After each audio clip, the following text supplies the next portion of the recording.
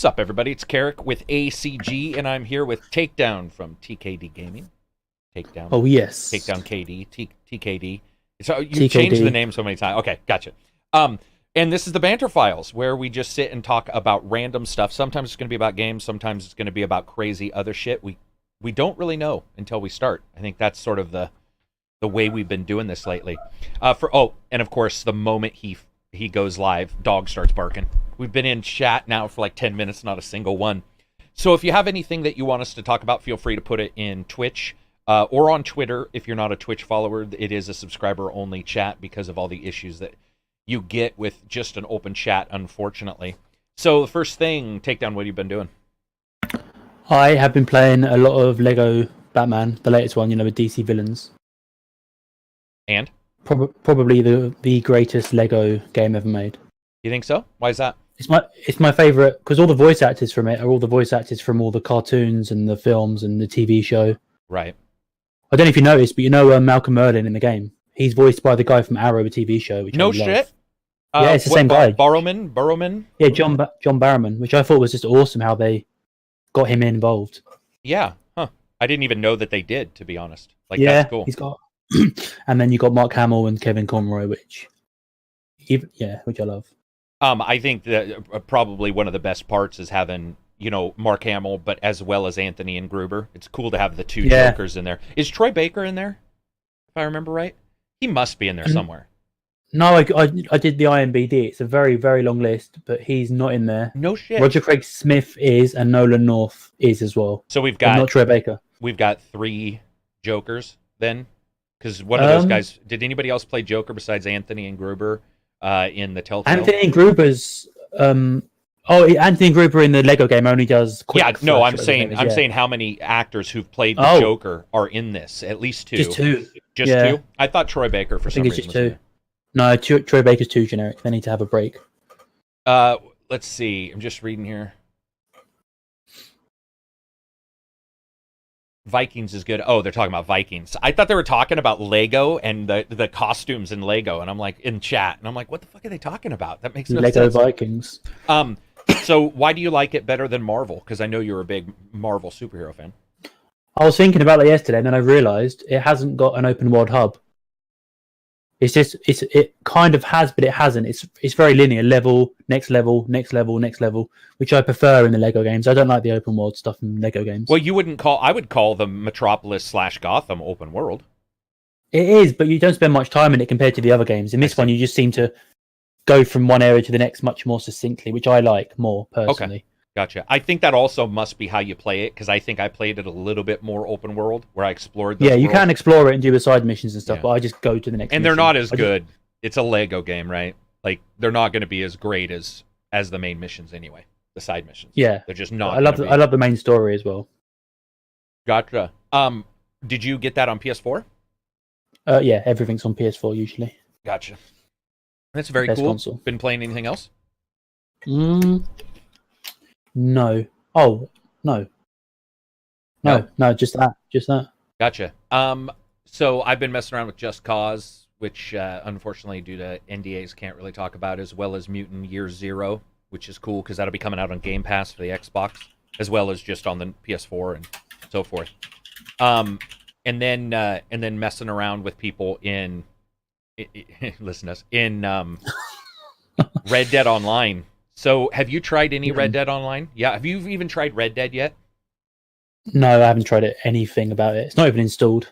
So, you're not really... One of the reasons why you're missing something, but you're not at the same time. The reason why you're not is, at some point, they said there's a good chance they're going to reset those characters in the beta currently. So that means whatever we do may not pan out. But Abzy and I, he's a Discord person for anybody watching, Abzy and I jumped in and we hunted for 5 hours, I think. And that was one of the most fun events I've ever had in a multiplayer game. Like, it was a little bit like Hunt Showdown, where you were trying to... It wasn't tense like that, but you had to be quiet because the animals will bolt if you don't. And hunting them and skinning them and riding, we rode everywhere. Just hours upon hours upon hours of riding and hunting and exploring. The only problem is, we found out yesterday, unfortunately, that fishing is contained to a rank. So you can't just buy a fishing pole. You have to be fucking rank 14. And we're only ranked 7 after 5 hours. Now, we could have been more if we had done more. But to me, that was a big killer of my soul. Man, I'm just not liking level gating on almost anything when it comes to that kind of stuff. If you want to level gate an amazing weapon, that's fine. But Red Dead's all about the world itself and exploring it. It's fucking weird to have them say, you're not strong enough to hold a fishing pole. Like, yeah, it doesn't sound fun. Sounds like old WoW, because I think WoW did that, didn't they? Wasn't it WoW that you had to, World of Warcraft, that you had to wait? Because you could fish in that game, and somebody, I'm sure, in Twitter. I can't remember. Yeah. I've never played it. Oh, you've never played WoW? No, it bores me to death. Yeah, I mean, I think for a lot of people it probably would. It takes a certain... It's more about the social element, I think. Yeah, I've only played one MMO. I think that was Guild Wars. That's about it. Well, you played DCU with me, too. DCU, yeah. So there's 2. But that one's even smaller when you think about it technically than WoW. You can only have... I mean, we only saw, like, even on a packed server, there wasn't thousands of humans running around. Yeah. So... But yeah, man, it's interesting to see both Fallout 76 and this one sort of hit. And Molotov says she's disappointed in Red Dead Online. And I would have to say that's where I was getting to, is that I like it, but I like it only when it's contained within the same reasons I like number 1, or the single player, which is the walking around, hunting, and being able to do that with a friend is great. But the missions, they have missions in the game which are cool. The guy's like, hey, I heard you got a job. If you go dishonorable, you have different choices for jobs. There's actually like event givers that won't give you an event if you're too honorable, because they want you to rob something, let's say, or too dishonorable because they want you to kill a bunch of people. Or maybe that's the other way around. But they unfortunately don't do that. And I was a little bit sad that it just seems like the single player part's the best part, but it's just with another person or 4. Yeah. Camps were fucked up a bit. Traveling was fucked up. But it's weird. Fallout 76, not really knocking it out of the park. Red Dead Online, which I think people thought was going to knock it out of the park, didn't knock it out of the park. I'm trying to get a refund on Fallout 76 at the moment. Wait. Why? I thought you played like... What? They've... Because Bethesda has a no returns policy on Fallout 76. But loads of people on the internet have been getting refunds. So I'm going to try and get one as well. Did something happen? I lost my base in the game. I spent 2 weeks building a base. Oh, I saw. Okay, I remember that post. Yeah, you did tweet me. Or it was you did 5 stories of a huge base, had loads of expensive equipment, and it took me 2 weeks to build, and it just disappeared and nothing. No, the server must have just... You're not exaggerating at all. It really did disappear? No, it's just gone. I tried an hour, because Reggie's was still there, Johnny's was still there. They were in it. Mine was just gone. Wasn't in the blueprints, wasn't in the inventory. I put the base back down. It was brand new. So I'm never playing that game ever again. Really? Yeah, I'm done with that game. And I was singing its praises, so... Yeah. I mean, yeah, a lot. You were definitely, even understanding there were issues, you were still having a good time. But that's the problem, though. That's one of the reasons why I'm not super invested in online. If something that you've done online recorrects itself and goes away, that just ruins your desire to return. Like, if something's deleted like that, that's a killer. So, I didn't know that. How was it performing technically and stuff? Still pretty good? I never had any problems with it, ever. So you were having okay times technically until this hit, which I'm assuming is a bug. Yeah, this is well, we had a few glitches or bugs that were funny. Like me and Johnny and Reg would walk into a room, and then I'd be like, Johnny and Reg, why are you both naked? Because their characters, they'd walk into a room and they'd load into no clothes. They'd be fully naked. But they wouldn't see that. They'd be like, no, I've got clothes on. And we'd be like, no, you're fully naked. It was really weird. Gotcha. Okay. But that was just funny rather than losing your entire base. That's not funny. Red Dead's got it too when you collect stuff. So if I kill somebody right now or kill something right now and I skin it, another skin jettisons out of your butt onto the ground for the other person to grab. And it looks hilarious. So like you'll skin a deer, grab the deer, put it up on your shoulder, like you're grunting out, and then you turn and another hide comes out for the other person so they don't get left behind. So like if you go hunting, you can get a hide for a hide, even though it's the same deer, which I like the idea, but it looks hilarious. And I'm pretty sure it's a bug. Abzy was 100% believing that they wouldn't do that in a multiplayer game. But to me, I think that was hilarious, just shitting out animal hides. Sounds like a good bug for once. It did. We got alligator hides, we got boar hides. We did have shit delete like you did, though. You travel in that game from free roam to free roam area if you want, in sort of a fast travel kind of thing. And we went, and it moved my base, and then never let me move my base back to the place where we wanted to go. So if we wanted to go to a base, we would have to ride like 18 miles back. And the only way to fix that would be to pay to have it switched. I paid, didn't move. So once I paid and it didn't move, I was just like, yeah. So making a posse, a temporary posse or permanent, costs money, right? A permanent posse costs $200 in game. I have like 45, but when we started yesterday, I had 0, even though I had 25 the day before, and there's a couple reasons why. It still seems to take money when the day-night cycle goes, even if you're not online. So if you're not online and 25 days go by, you're going to lose $25 because each night you have to pay for horses in your stable, and you have to pay for your camp. Yeah. But additionally, I just think I think something's bugged. And I ended up losing a ton of money. The greatest time, though, was where the horse disappeared and Absy was riding with me, and my horse was gone, and it was just us two, like in the air rocking. And I don't know if you saw the post. I posted a picture of us riding on horseback together, because you can ride on horseback, and it's actually easier to do that because having two horses, they don't want to follow each other. They're not very good at like tracking with each other. So he would leap off his horse onto mine, and we'd just be riding horses, and then he'd whistle for his, and it follows you. And we would just do it that way. But yeah, interesting. I guess we both had not the best luck. We'll have to return to DCU. Yeah. That's the only one that's worked for us. Oh, that one or Homefront. Yeah. Oh, Homefront. Yeah, but GCU's been out for about 30 years. They've had time. Yeah, they've had time to fix it. Homefront's been out for, what, 2 now? I would say. It's probably a 2-year-old game. It's turned out pretty well. Yeah, the multiplayer on that's fun. And then Blackout one day. Blackout and... Man, that Blackout looks so good. What's the other one? Hunt Showdown. Oh, yeah, and if Mutant Zero's got multiplayer as well. I haven't turned it on. I'm going to turn it on today, so I'll check. Yeah. You got another one, a review one this time. Yeah, I got the review one. Yeah. Okay. Yeah. I assume it's a totally different copy. Yeah, it's a totally different code and everything. Michelle says never played Homefront. I got to say, both Takedown and I liked the single player of Homefront far more than I think most did. And the multiplayer, though, the multiplayer is fucking amazing in that game. Yeah, it's really good. It is. You have AI or people, but we were running around with 2 of us. A 4-man team, right, is the max? Isn't that right? Tons of levels. We didn't even come close to doing all the levels. And we played for loads. eight, probably 5 to 6 hours, I would say. No, we played more than that.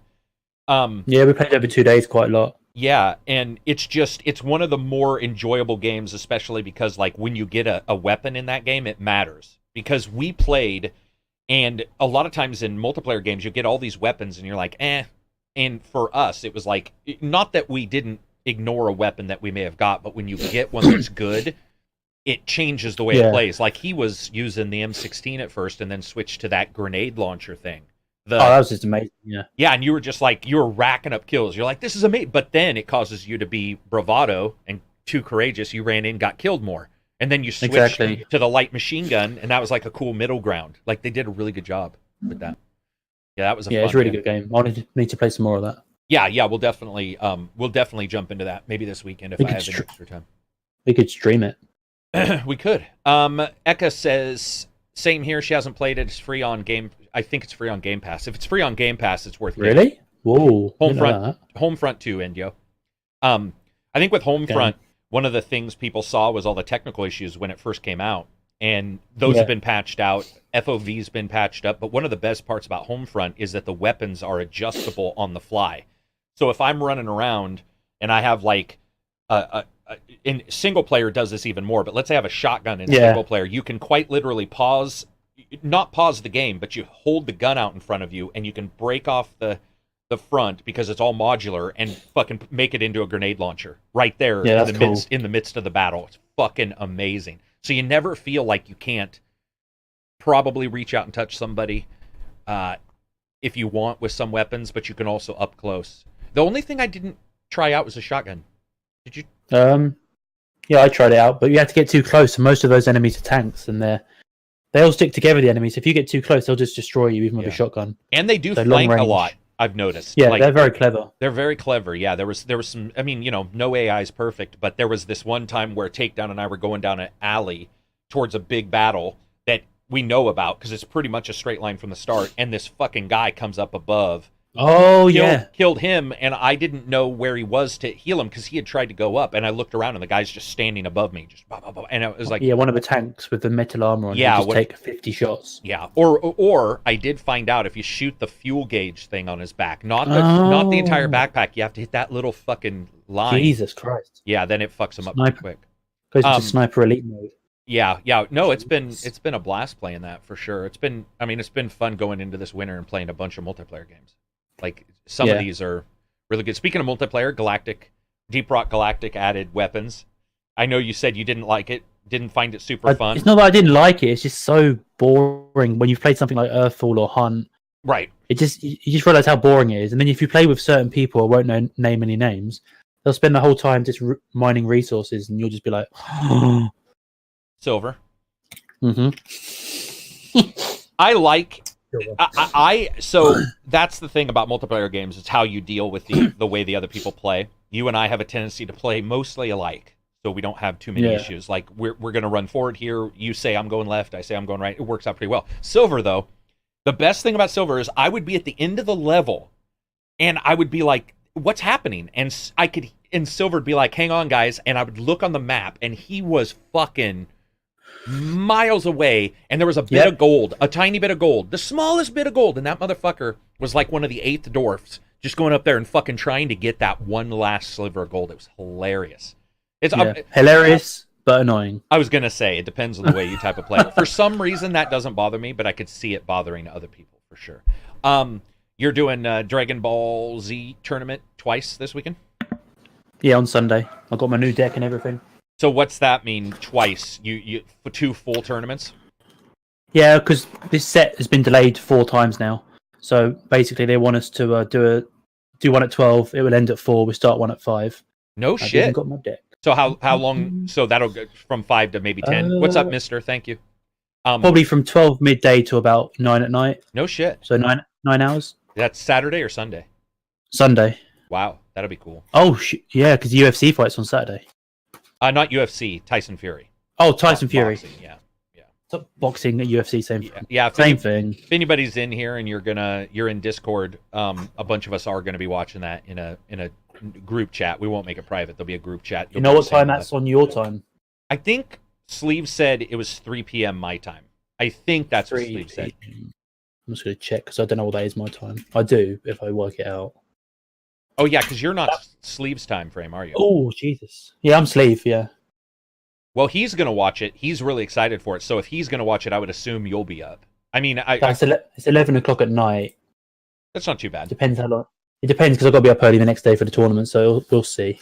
Yeah, a bunch of us are gonna watch it. So if anybody wants to jump in there, let's do it. I don't know I don't know what usually happens. Does the fight start at 11, or is there pre-talk, or is that I don't know how it works. There's usually at least 1 or 2 matches prior. But I don't really know on boxing anymore, and this one in particular. Somebody in the chat can, I'm sure, pop off on that. Yeah, I'm not aware. If you guys know, that'd be great because I'm not aware. UFC, they say they're starting at 5. You can fucking guarantee the UFC, the actual main match is gonna be at like fucking 9 o'clock at night or something. Yeah. So you don't watch UFC much, right? You haven't watched it with us, have you?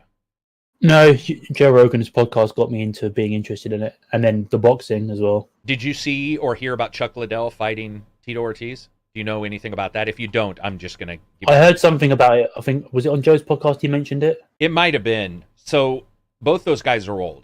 I think Chuck is 46. And the real issue is Chuck hasn't fought in a long time. And Tito, despite having lost the last matches, all of the last matches, the last matchups between these two, he's continually fought. Even though he's been out because of a back injury at times, he's always had a tune-up fight. And there was some video of Chuck like punching the punching bag and kicking it. Yeah. And it looked like he was going a half a mile an hour. And I had this conversation with Kramer where I was like, if it's that slow, he's fucked. But most likely it's just him, at the end of his training, at the end of a day or something like that, not hitting as hard. He goes in there, man, and it was like he was fighting in molasses. I've never seen, he got smoked. It looked like an 80-year-old versus a 20-year-old.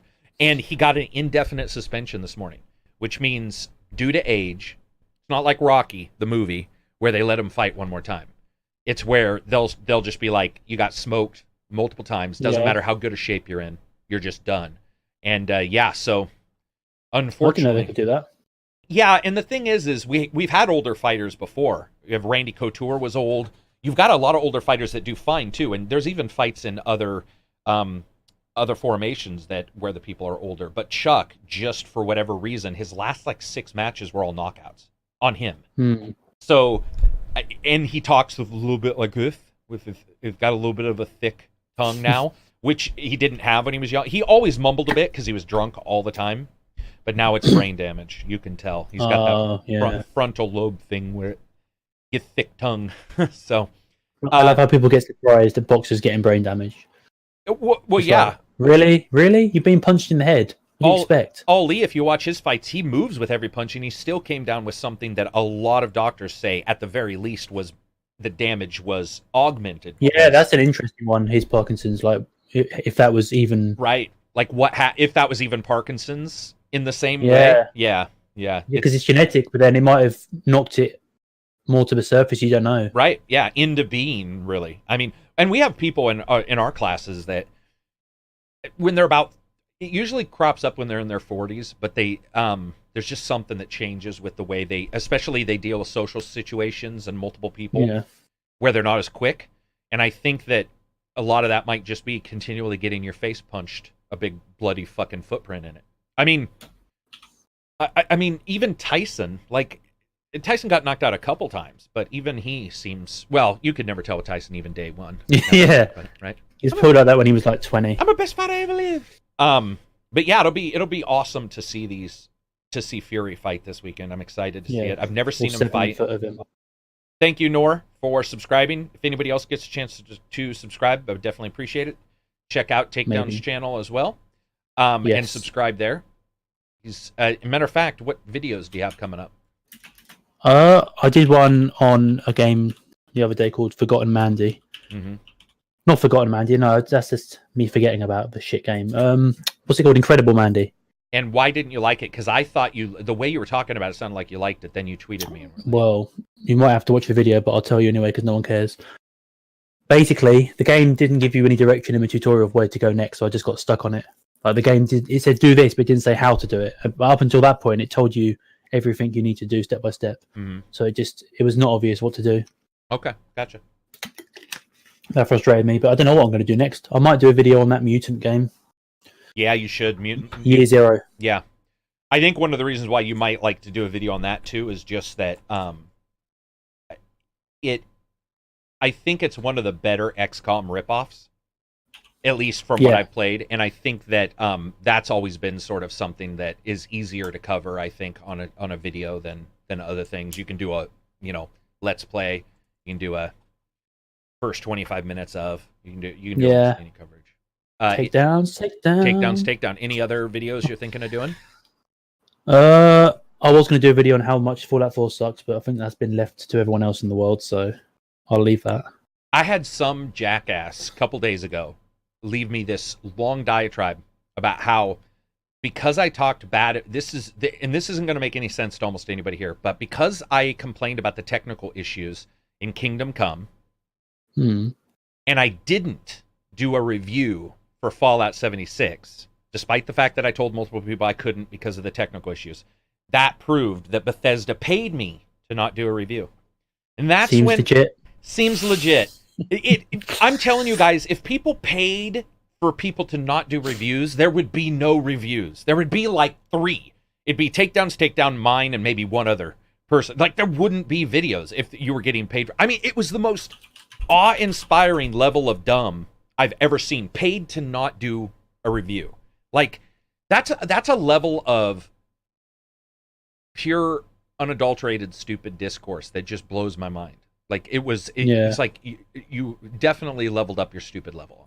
I mean, that is insane. And that's the dream job, isn't it? Paid not to do reviews. No work, and you still get paid. Exactly. I mean, it's so crazy that you see. And the same thing happened, though, the opposite way, where people were like, I want you to do a Fallout 76 review because you may be the only one who likes it. Like, I want you to critique it fairly. I get that.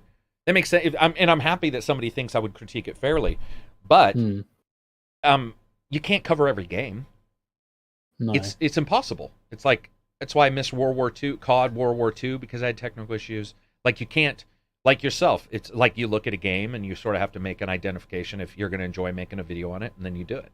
And sometimes you decide you don't want to. Plus, if you hear that Fallout 76 is that buggy, you don't want to waste your time, dude, reviewing it as well, dude. And and I only played, you guys put in whatever, I don't know if it was self-flagellation or what, but you guys decided to put in a far more hours than I did, and by the second hour, I was like, I'm done.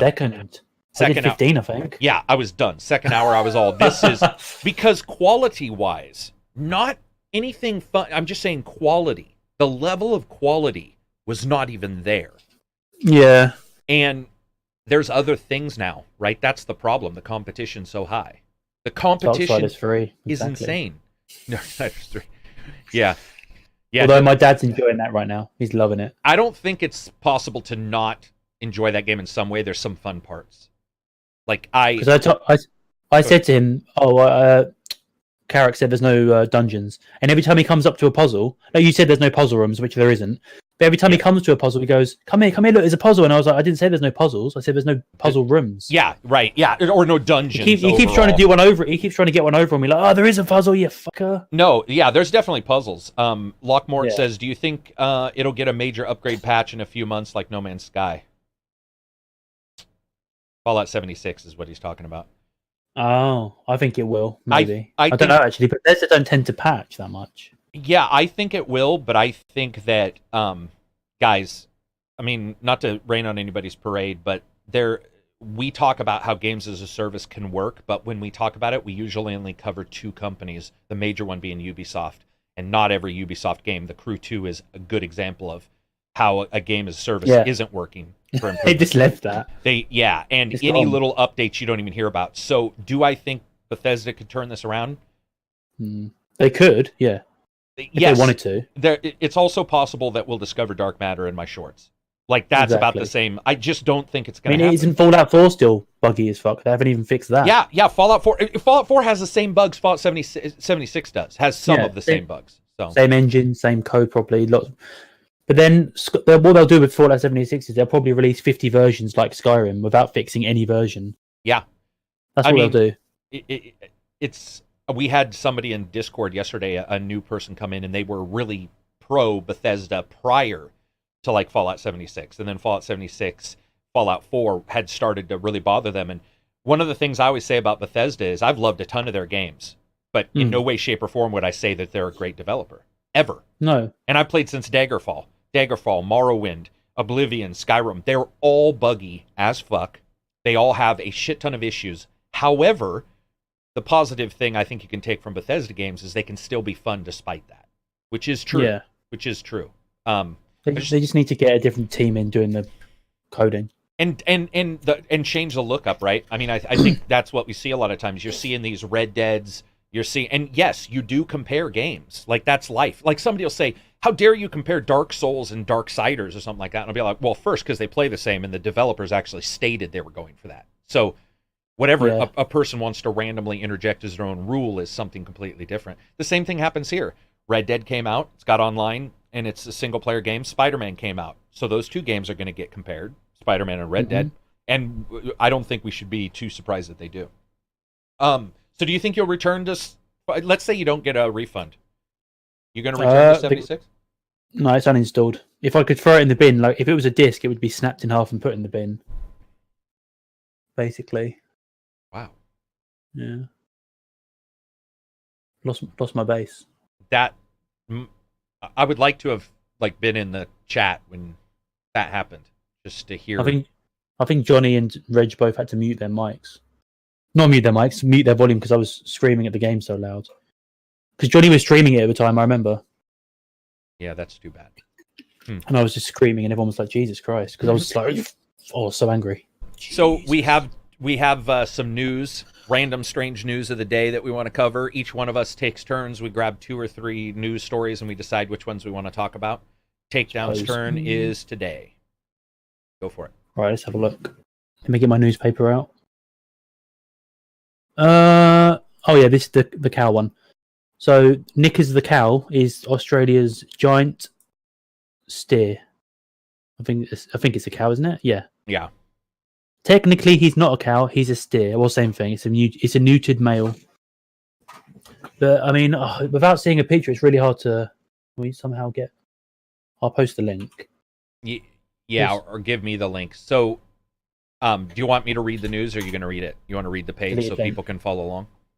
Yeah, I'll read the page. I'll post you the link because I'm still banned. All right. Yeah. So basically, this is one of the world's biggest cows in Australia, and if you look at the picture, it's 6'4" when it stands on all four legs. Just imagine that. When it stands on all four legs, it's 6.4. It weighs 220 stone. So I think that's about 2.5 kilos. It's all, yeah. 2.5 tons, sorry. What else is there? Jesus, no, you need to see it's ridiculous. You have to see the picture to see this because it's standing in a herd of normal sized cows, and this thing weighs 2.5 tons. It is unbelievable. Go ahead and read the first paragraph, though, so people can follow along. Technically, he is not a cow, but a steer, a neutered male. But he is a giant standing at 1.94 meters, which is 6'4", to his withers, which are his shoulders. This is just shy of the world record holding steer, Bellino, who lives in Italy and stands at 2.02 meters. So he's not that much smaller. Knickers, a Holstein Friesian, weighs in at 1,400 kilos, 220 stone, and is believed to be the biggest steer in Australia. That's insane. So if you guys get a chance, click that link I posted because it shows a video. And I'm going to tell you, I watched this video 4 or 5 times to see if it was faked when the news first came out. Because I was like, it just didn't look real. That's incredible. The thing is I feel bad for it, dude, because I have this weird feeling like it's going to get it's going to be in pain all its life or something. If it's that big, it's got big man syndrome, like Andre the Giant. Andre the Giant, right? Yeah. Who, if anybody follows him and you read, like his life was pretty terrible because of how big he was. Although one positive thing is they tried to take him to the the place where they slaughter. Well, yeah, the slaughter, but he was too big. He wouldn't fit in the machines. So they had to take him back to the farm and just let him live. I think they also admitted a little bit later that they sort of became attached to him too, and decided like it was sort of like a good thing that he couldn't be because they had become attached to him. They'll just raise him. Imagine the amount of food that fucker eats. He's easily twice the size of those other ones. It's awesome. I'm trying to find out if it's got information. Have they said what causes it? It's not like plastics in our food or anything, right? Giantism? Because, I mean, isn't that technically giantism? Yeah, giantism in cows. Apparently he acts as a coach to teach the other cows where to roam. He just hangs out all day doing nothing, just enjoying the other cows. He's a YouTuber. Gets paid to do nothing. Basically. Yeah. But he said they put him on he was too big for the chain, he's out of spec, he was too heavy for the machines, and he'd probably actually be hanging on the floor. And his cuts of meat would be way too large. Oh, I didn't even think about that. A T-bone from him wouldn't even fit on a normal plate. That's true. Exactly. Yeah, that makes sense. I just didn't even think about that part. But yeah, his cuts of meat are just obscene. Can you remember? Oh, we have dog bones where you can get an entire cow bone. Yeah. And same. Imagine that fucker. Like, be like a 6-foot fucking dog bone. I just imagine all the vegans in the world are going to go like run up to him and just like form a circle around him, like protect him. Yeah, I don't think anyone's going to try and kill him. Well, not only that, but he's probably, it said he was neutered, right? So he's not going to be having no sex. I mean, I feel sorry for any calf or whatever they're called that has to. Exactly. That's, yeah, because. Has to be. I mean, the dude, Jesus. Like, if you guys see that video, I mean, it's unrealistic how big he is. Like, it blows your mind. He easily looks double the size of everybody else in that. Everybody. Yeah, he looks photoshopped so bad. Tallest in the country. Almost as tall as Michael Jordan. The owner who explained that the animal's unusual name came from his close friendship with a Brahmin steer named Babra, said Knickers had found a new role on the farm leading the other animals. The other animals apparently are the other cattle are attracted to him. It's tall man syndrome right there, baby. Oh, yeah. I mean, imagine him on his hind legs. He'd be like 90 foot. Jesus. What else we got? There was another article here, which the headline made me laugh. Drunk Japan Airlines pilot jailed for 10 months. Oh, shit, read that. I didn't even see that one. A Japanese pilot has been jailed after being caught more than 9 times over the alcohol limit as he prepared to fly a passenger jet from Heathrow Airport. Jesus. 9 times. How many times does it take for you to realize he's an alcoholic? 4? 5 maybe? Well, it says he was found to have 189 milligrams of alcohol per 100 mil, and the legal limit is 20. So Jesus Christ, he was over it by he's 5 times. That's how did he even walk onto the plane? Or 20 times. Do you think he was drinking on the plane, maybe, though? Maybe he was taking it in his bag or something? I'd hope that they did checks for that shit. I mean, otherwise, what's going to stop any pilot just drinking? So, speaking of drunk, did you see the extremely drunk curlers story?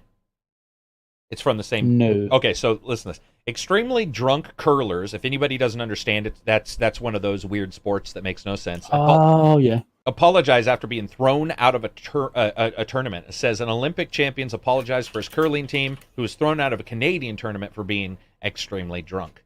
And I don't know why, but whenever I see curlers and you see this, if you guys watch this sport, none of those guys appear to be like big partiers. So the idea of like a bunch of drunk curlers on the ice cracks me the fuck up. Yeah. I want to express how sorry, this is from Ryan Fry, I want to express how sorry I am to everyone affected by my actions on Saturday. I never meant to offend anyone, but that's a result of poor decision. Yeah, you think? That's like the Japanese pilot. Like, what are you going to say? It's like, yeah, I was fucking drinking. I mean, not much else you can say about it. It was stupid. He got caught, right? That's why he's sad. 10 months in jail as well. For the Japanese pilot? Yeah, so we're taking it seriously. Finally. Well, are they? It's the 10th time. How serious could it be? I mean, I don't know. No, he wasn't. Wait a minute. Did I read it wrong? You said it was his 9th or 10th time that he's been found drunk. Oh, no, 9 times over the limit, sorry. Oh, okay. Not as bad. Not as bad. Whoops. No. But now Japan Airlines have said they're going to install breathalyzers in each airport for their pilot staff and passengers. Okay, gotcha. Yeah. So they're doing something. The way you originally read it, it sounded like he had been caught 9 times, and I was like, they can't be taking it that fucking serious if it's the 10th time when they finally decide to give him prison time. Also, got to read this one. Sky News, doctors eat Lego to discover how long it takes to pass through their digestive systems. It says researchers have swallowed pieces of Lego to see how long it takes them to pass through their digestive systems. Despite the best efforts of parents, children are prone to swallowing small plastic toys, usually prompting a visit to the doctor. Pediatricians are often asked how long it will take for the toys to pass through, because if it gets in the child's the digestive system, it could lead to serious problems. Therefore, a team of 6 pediatricians, set up an experiment to see how long it would take for a Lego head to pass through their own digestive tract. It looks like corn. This picture looks like a bunch I need to see. A bunch of corn. I'll post it in the... It would not have been acceptable to perform the experiment on children. I like how they say that. Yeah, it wouldn't have been possible to test this. Okay, so here we go. Holy shit. Okay, so by the end of the experiment, the team found that their scores varied between 1.14 days and 3.4 days for the head to come out of their poop hole. 3 days of a little dude's Lego head rolling around your fucking colon. I love that scientists did that, though. Weird. It's like instead of just guessing how long it'll take, just be like... Well, they did it themselves and didn't ask for volunteers. No, they did it themselves. Yeah, it's very cool that they did. It's pretty. I mean, I think we would have different medical procedures if doctors had to take all the medicine that they prescribe, if they had to take it first to verify if it worked. Exactly. What else do we got? Having a look. Eka says, I wouldn't want to do it either. I mean, who knows if it pays well enough. What's up, Matt Award? Yeah. If it paid a ton, I'd definitely do it. Like, no questions. How much? Okay, so here we go. How much would it cost? How much would you need to be paid to swallow a intact, okay, that means you can't take it apart, intact Lego man? Oh, I thought you were going to say like Death Star or something ridiculous. No, Jesus Christ. Like a snake? Disconnect your jaw? No. So how much would you need to be paid to swallow an intact, let's say, Superman or a Simpson, Homer Simpson? Well, they're smoother than an actual piece, so that would probably be all right. Because they got round edges, whereas the actual piece of Lego would be sharp. And you wouldn't be choked, by the way. Oh, we'll pass this law, or pass this rule. Say you're not going to get choked by doing it, but you would have to swallow it whole. I would say I would want probably $100,000. And one of the reasons why is I have a friend who had a perforated intestine. Oh yeah, and it was the worst fucking. I mean, we're talking like 6 years later, he still has medical issues due to it because that stuff gets into your body. So I would want a lot of money to be swallowing a fucking giant Simpson head. You don't have a number? £1,000. I'm easy. What's £1,000 to us? It's like $1,200, right? Yeah, $1,200, $1,100. That's okay. Yeah, that is easy. That's not even hard. I could come up with that. So yeah, you need the extra money. You need the extra money for the medical bill after. I don't. It's free. Right. So you're saying if I have $1,200 and I sent it to you, or 1,200 pounds and I sent it to you, you'd swallow a fucking Simpson on live camera? If you sent me that money, genuinely, I'd swallow a whole case of Lego for that money right now. Wow, man, you hard. Do you know how many cards I could buy for that? How many Dragon Ball cards? Yeah, and it'd be great because you'd be in the hospital the entire time, so you'd have a lot of time to play. Exactly. It'd be a win on both ends, technically. Haha. Yes. Both ends. Come in and come out, and it would feel good. Indio says takedown would be all sorts of dead. Yes, he would. Let's try it.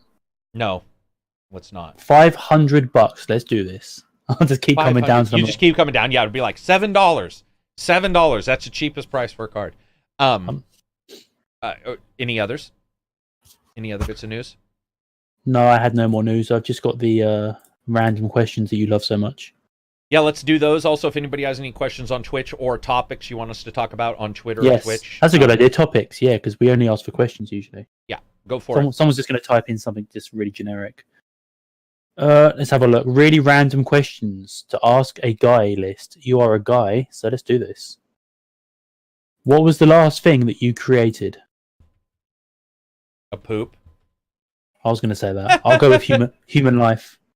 Feel free to ask a question for the podcast. I want to say something like a baby, something really like that'll blow people's minds, but I can't. Molotov wants to know how my breakfast was. It was very good. It was very good. I was exhausted this morning, but a little bit of breakfast always helps get the juices flowing. It was English muffin, bacon, eggs, cheese, and I've got a question. Michelle's doing the questions individually. I like it.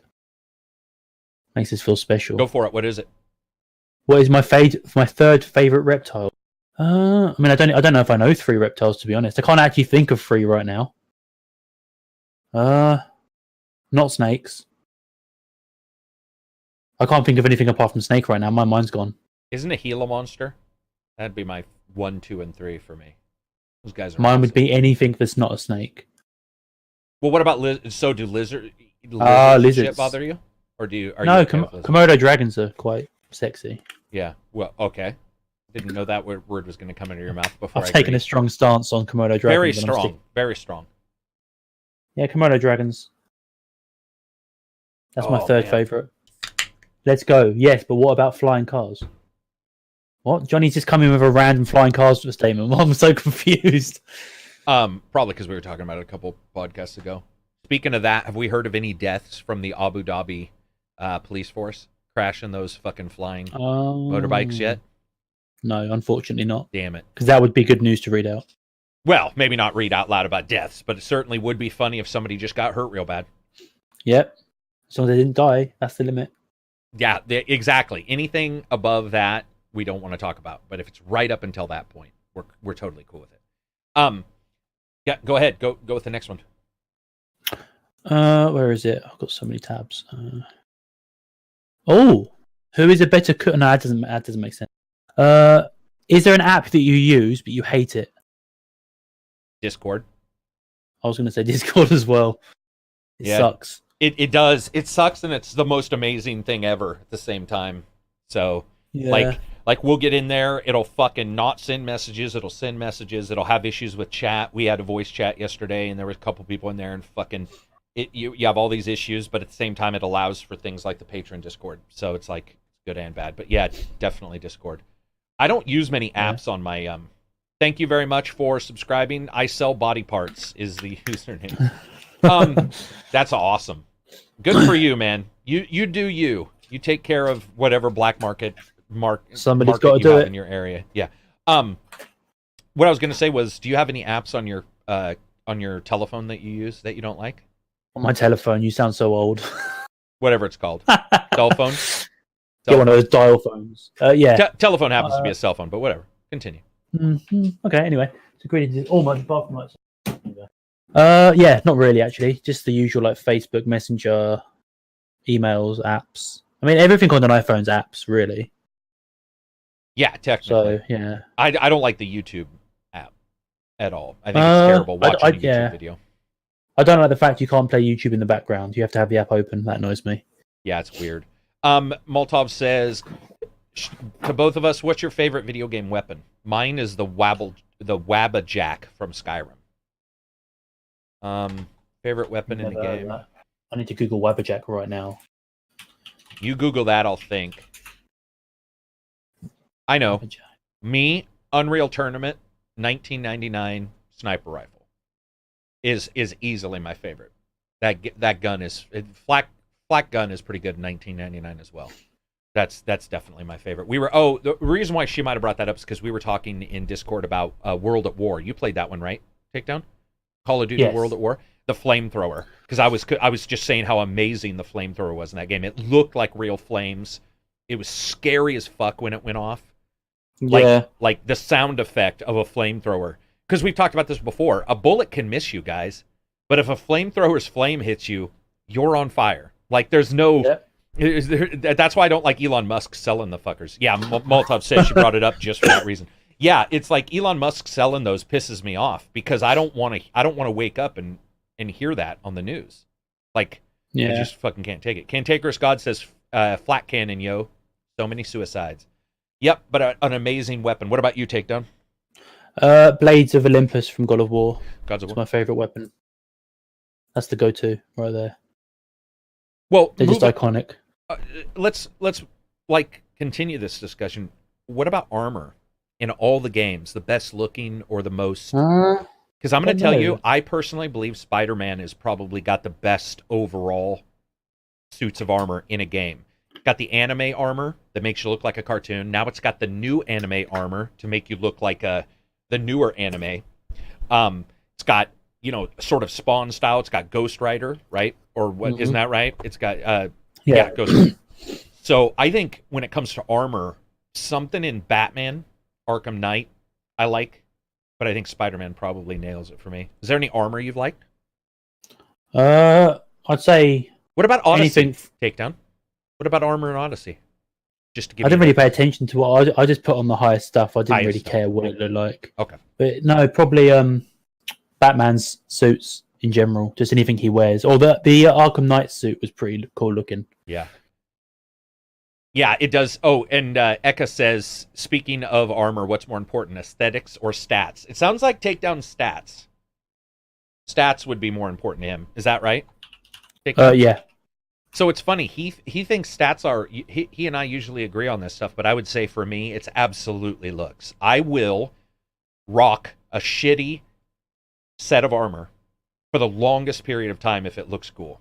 It doesn't matter how bad it doesn't matter how bad the stats are and how hard it is on me. If I like a suit of armor and I can't switch. So what I did was I found an armor I liked in Odyssey, the look, and I would only wait and only upgrade when that new armor came. Like when you got the new helmet that looked the same, but had more hit points. So no, I'd wear anything, even if it didn't match. I'd wear like the helmet of the what's his name, the Minotaur, and the body of Medusa or whatever. I'd wear any old shit. Yeah. Matawar has a question. He says, do you think it's ethical that stores like EB Games, etc., sell Fallout 76 at full price and hot new game top selling? Oh, probably stating it's a hot new game top selling game. I mean, it's a new game. I think he might be saying that because it's gone on sale other places, but I don't think stores have to match each other. So is it ethically? The thing is ethics change with everybody's opinion of it too. Like it's really difficult to say. I would say personally, I don't think it should be sold at all. That's just me, but it is. So talking as if it is. Eka says, I don't think EB just doesn't care enough. It's probably true. I'm going to be honest. I thought EB Games was out of business. So in where we are, EB Games went away a long time ago. Molotov says, always research what you're buying. Yeah, or buy it anyway, like Takedown, who has warned quite readily about Fallout 76 and dived. Game of the year. Oh, wait, it's not anymore. I've changed my stance. It was so... I'm so accustomed to it, though, because I remember Deep Rock Galactic, you loving that. But, of Game course, of the year. Game of the year. Not that, but you were laughing, having a great time. But, the experiences wear on you quite quickly, I think. I think that's the one difference between you and I, is those experiences can wear on you, and you're just done. Don't worry, Blackout won't be like that. Blackout? Says, and it will be. You mean the Call of Duty Blackout one? Club. Blackout Club. Oh, when you said Blackout earlier in the podcast, I just thought you meant you wanted to play Call of Duty Blackout. Blackout Club, the awesome-looking Stranger Things mystery horror game. Yeah. Looks amazing. I'm sure I'll get at least 2 games out of that before I get bored.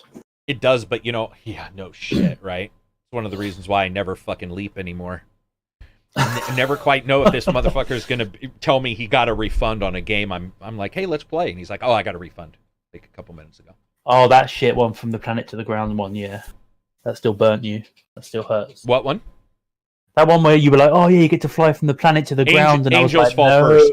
Angels fall first. Didn't happen. Just refunded it straight away. Yeah. Didn't even shoot anybody, I don't think. Nope. Just as soon as I found that out, I was like, refund. That's awesome. Molotov says there's a new Alien game called Alien Blackout. I mean, it's there because I'm Googling that right now. Unless that's a joke, and if it is, I'll be upset. Nope, there is.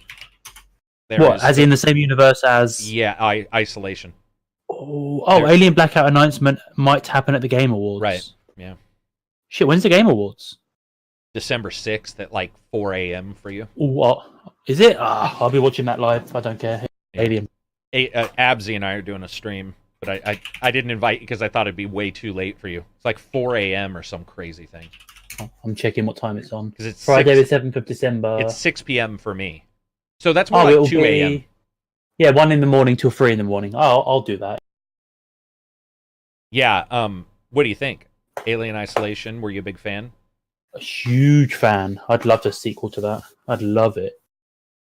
That would be my most hyped game of the month it was coming out in. So, if they announced it, what would you want to see? What would you want added or removed from Alien Isolation's overall core gameplay? I'd like to make the story a little bit shorter in the middle. Yeah, that dragged on.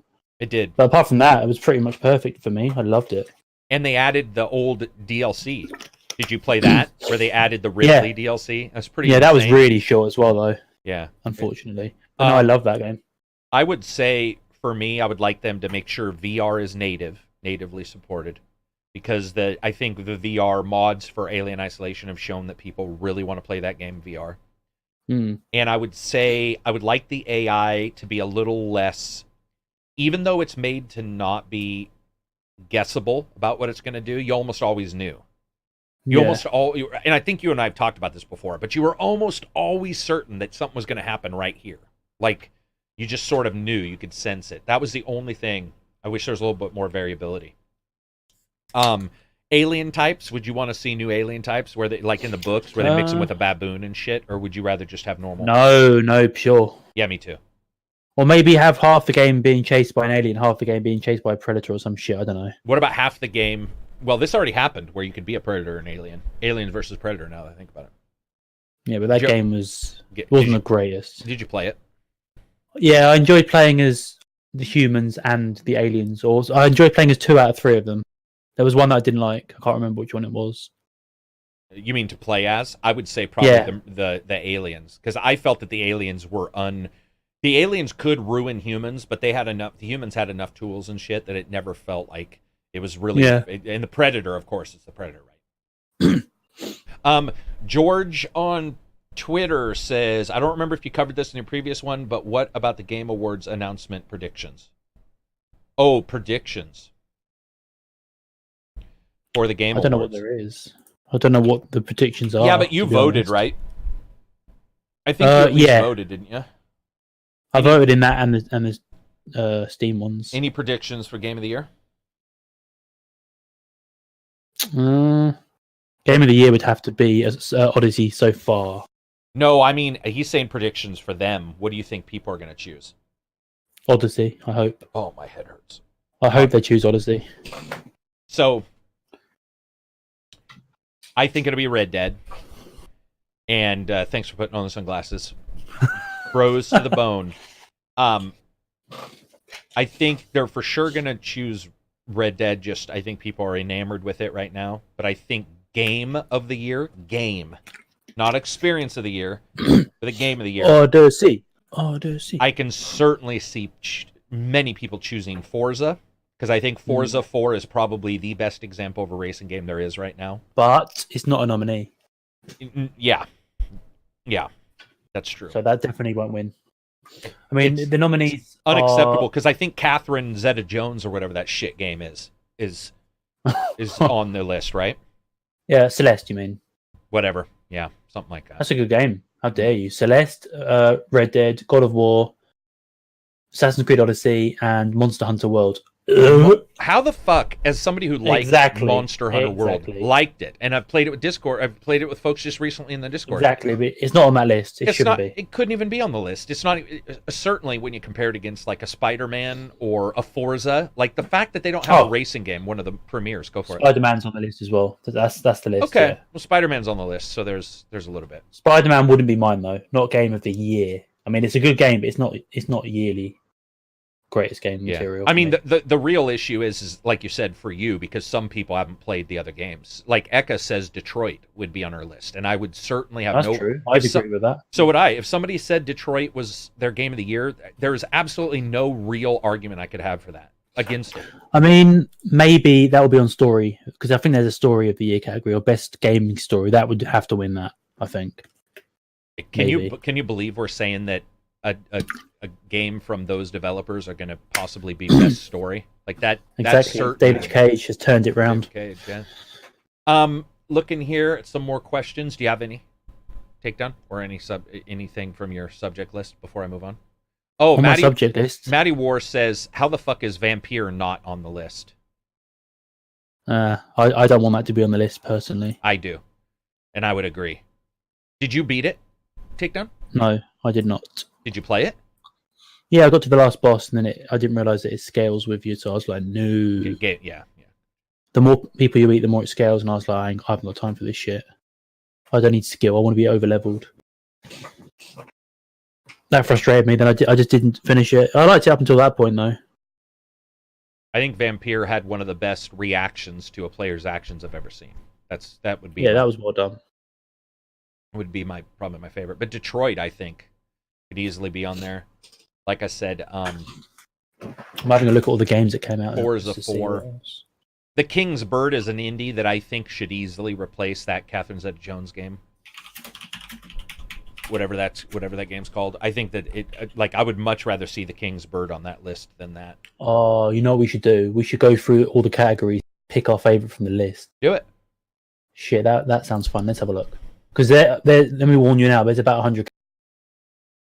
They've got some of the most minuscule categories. So, Game of the Year is Assassin's Creed Odyssey, Celeste, God of War, Marvel Spider-Man, Monster Hunter World, Red Dead Redemption. So, which one did you say from that? Probably Red Dead will win, but I would say that both of those Odyssey or Red Dead could win, and I would be. I don't think Odyssey will win because of the fact it's Ubisoft. Something about that just makes me think it's not going to win. It's Assassin's Creed. It's got some heady against it kind of sort of a headwind. What else we got? We have got no. Oh, wait a second. The website's kicked. Indio says that I think he's talking about Odyssey, best chicken design in a real-time strategy. Oh no, that's not Odyssey.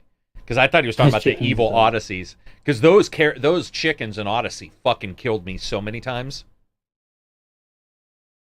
Right. So the next category is best ongoing game, as in the best one that's been developed over a long period. What are the names? Destiny 2, Fortnite, No Man's Sky, Overwatch, and Rainbow Six Siege. Fortnite will win, but I would say if you want to look at true change and like No Man's Sky, yeah. Whether you like it or not, they've given it. Go ahead. Yeah, from the point of view of the question, I think that's technically, factually, the one that's been supported the most.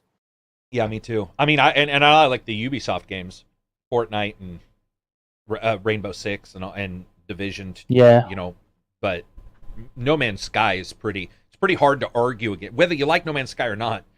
And I didn't, and I still am not a huge fan. The amount of just pure content is unbelievable. Then you'll get people going, "Oh, but it didn't have it on launch," and then but that's not the point of the question. But people will still think that. The very point of the question is ongoing game. Exactly, but people will just say, "Oh, but it wasn't there at the beginning," not understanding the question. People are stupid, so exactly. That's the problem, though. They're the ones voting. Not that the Game Awards mean, to be honest. It's just a bit of fun. Yeah. What else we got? The best game direction, which is awarded to a game studio for outstanding creative vision and innovation in a game direction and design. So, A Way Out, Detroit, God of War, Marvel Spider-Man, and Red Dead Redemption 2.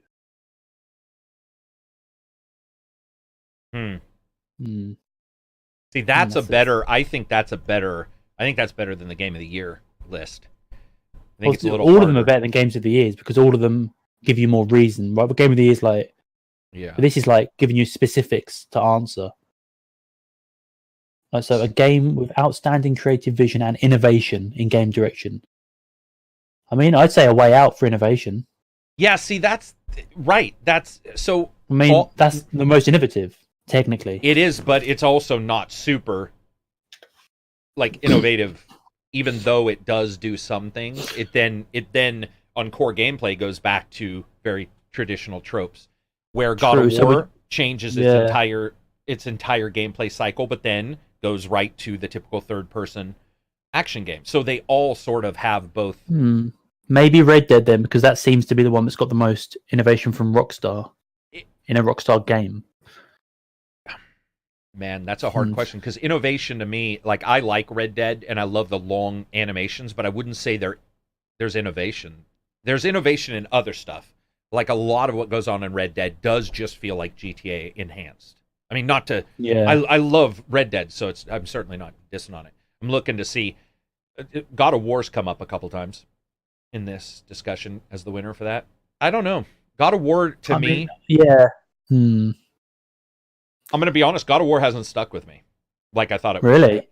No, I mean, it was great, and I can remember it being great. But when I look back at it, it doesn't pop up into any of these conversations. I don't know why. That's how I feel about Spider-Man. I can see that. I loved it, but I wouldn't vote for Spider-Man on this category because Spider-Man is more generic than the rest of them in terms of what it does. Detroit, I'd say it's just another David Cage game. Right. The story's good, but it's not innovative because all his games do the same. This was the worst story. Right. That's a hard one. I'd say A Way Out personally over the rest, at least.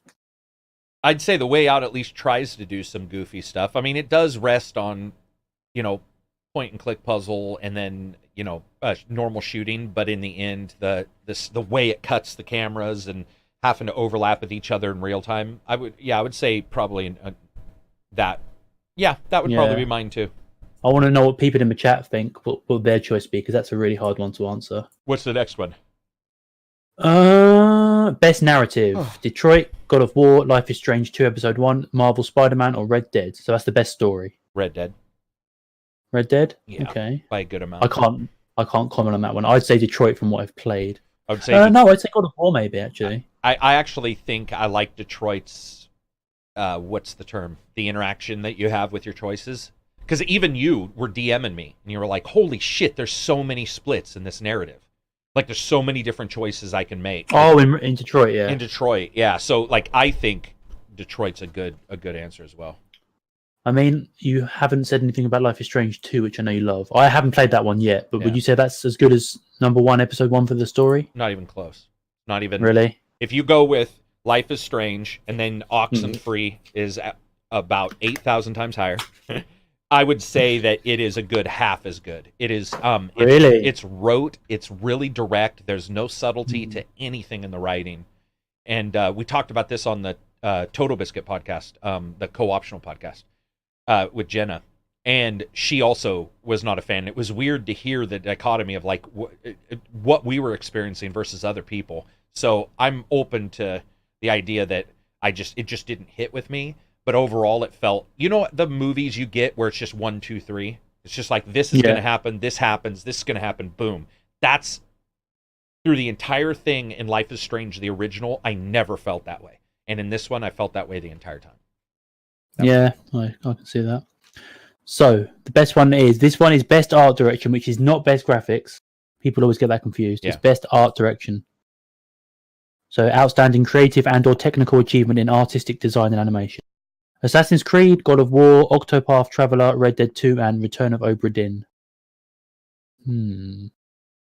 Octopath or Return for me of the Obra Dinn. I'd say Octopath because all the other ones look like every other game. They may look nicer, but they're still the same art style as every other game. I like Obra Dinn with its like almost newspaper look, but I think playing a game that way all the time could probably make your head hurt. I think sometimes you can go too far with your artistic design. Octopath seems to just seems to hit it in the middle. Yeah. Because Obra Dinn can be a bit much, maybe. Yeah, even it's funny enough, it was the same exact podcast, but Dodger was talking about that. She was saying that like you can switch your shader so it doesn't look that way all the time. She said she did play it in that, but she even said she could see like eye strain being a thing. And I think that that's the problem is art direction. Just because you have an idea doesn't mean it's good, right? And I think that can happen in a game where it can push it a little too far. See, if Smash Bros came out 2 months earlier or a month earlier, I reckon it would be on all these lists. We'd have more competition because this is pretty much some of the most similar games, like God of War on every list, Red Dead on every list, Spider-Man on every list. And remember, these are people who absolutely have no fucking clue what they're talking about also because they're doing a game of the year prior to the end of the game of the year. So it's like you can immediately shuttle off any of them having like usable opinions. Yeah, they do that every year though. December, January always goes into goes into the next year, which is annoying. Yeah, they're completely clueless when it comes to games. But yeah, because obviously Smash would have won. Smash would have won Game of the Year this year. It doesn't even matter if it's Smash. Darksiders, if that had turned out good, would have had. The thing is you can't arbitrarily say 2018 ends on December 6th because it doesn't. For anybody, I don't care if you're a Mayan. It's fucking. That's not when it ends. So whatever. Continue. But what category do you think that Darksiders 3 might go into? Would there be any for you? I have interest. Nope. Mediocre in all ways. Not even the next one. Best score or music presented by Spotify. Nope. That's Celeste, God of War, Spider-Man, Ni no Kuni 2. Oh, that's different. And Octopath and Red Dead 2. You can answer this one because I don't really listen to the music in games. So Odyssey has been... A lot of people have complained or given a kudo to Odyssey for sounding like Witcher 3's music. I think that's pretty normal when you get a bit bombastic score and, like it's supposed to be theatrical.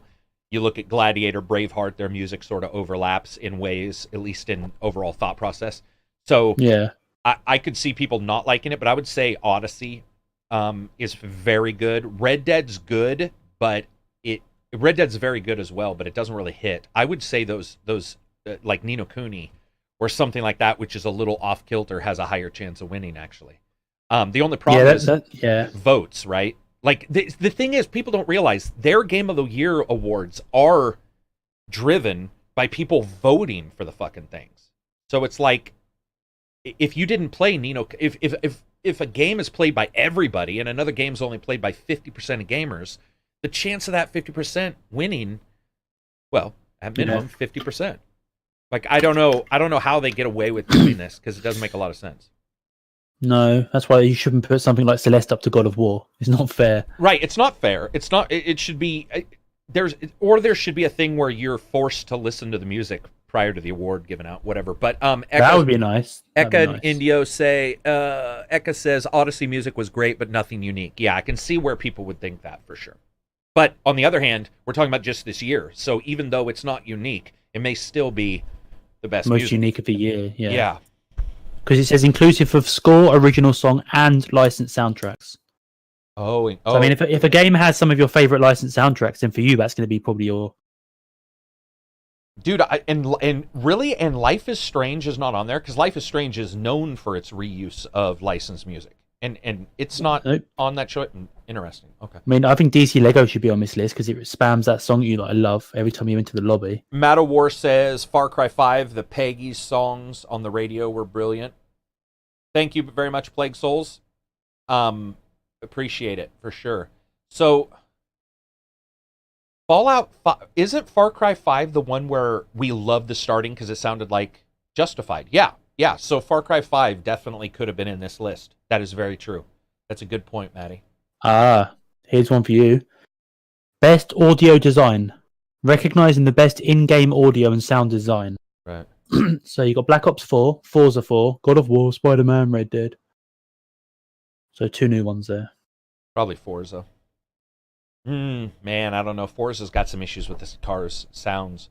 They don't have Blackout in there? Call of Duty? Oh, yeah, so that's the first one. Call of Duty, Black Ops 4, Forza 4. Sorry, I missed that. I would say there's a chance Call of Duty would win that one from those people. I've only got to play a little bit of that, so I don't know.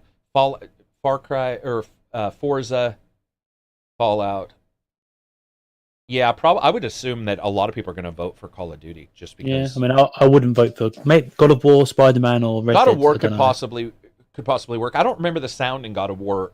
Like it didn't make me go, oh man, the sound's so amazing that it's the best in the year. But I'll go back when I do my game of the year. I am going to go back and re-listen to my reviews and stuff like that. Oh, this is a fun category. Best performance by a voice actor. So Brian Deckard as Connor from Detroit, Christopher Judge as Kratos, Melissa Anthe Mahout as Cassandra from Odyssey, Roger Clark as Arthur Morgan, Yuri Lowenthal as Peter Parker. What were the first two? Christopher Judge as God of Kratos, and Brian Deckard as Connor. Yeah, both of those two are in my top list. I would say I thought Christopher Judge, who maybe I'm just egotistical because he comes from the city I'm living in. I adored him in Stargate. Thought he did a really good job in the TV show. Yeah. And then I think he nailed that character. I think he fucking just absolutely did a great job. I also do believe though that Connor is awesome in Detroit. Yeah, he's brilliant. He does the android thing just perfect. But is it just me? Maybe it's just me. I think Clancy Brown's character is 10 times better than Connor's. Clancy Brown's just 10 times better than anyone else. Yeah, so Anthony and Gruber in Telltale isn't announced, and his voice as Joker is, or John Doe is incredible. So their choices are fucking asinine, man. Their choices for inclusion are a popularity list plus one indie every time. Have you noticed that? Yeah. It's just a popularity list, and then somebody says, oh, we need to throw in an indie so we have some street cred. I would say Cassandra, though, from Odyssey. Melissa Anthe Mahout, whatever her name is. Really? I loved that. She made the game so much better for me. I just loved her character and voice and personality. I really enjoyed playing as Cassandra, to be honest. Eka says, I would say Detroit because he had to basically portray different types of characters as Connor. Yeah, I can see that. I mean, the nice thing about Odyssey is she has to portray different ones too, or either the male or female voice actress or actor in that do as well because they have different RPG choices. So, yeah, there's different responses there. So, games for impact. For a thought-provoking game with a profound pro-social meaning or message. What? We have... What? Exactly. I don't understand what that means. Should we have a second to analyze that? For a thought-provoking game with a profound pro-social meaning or message.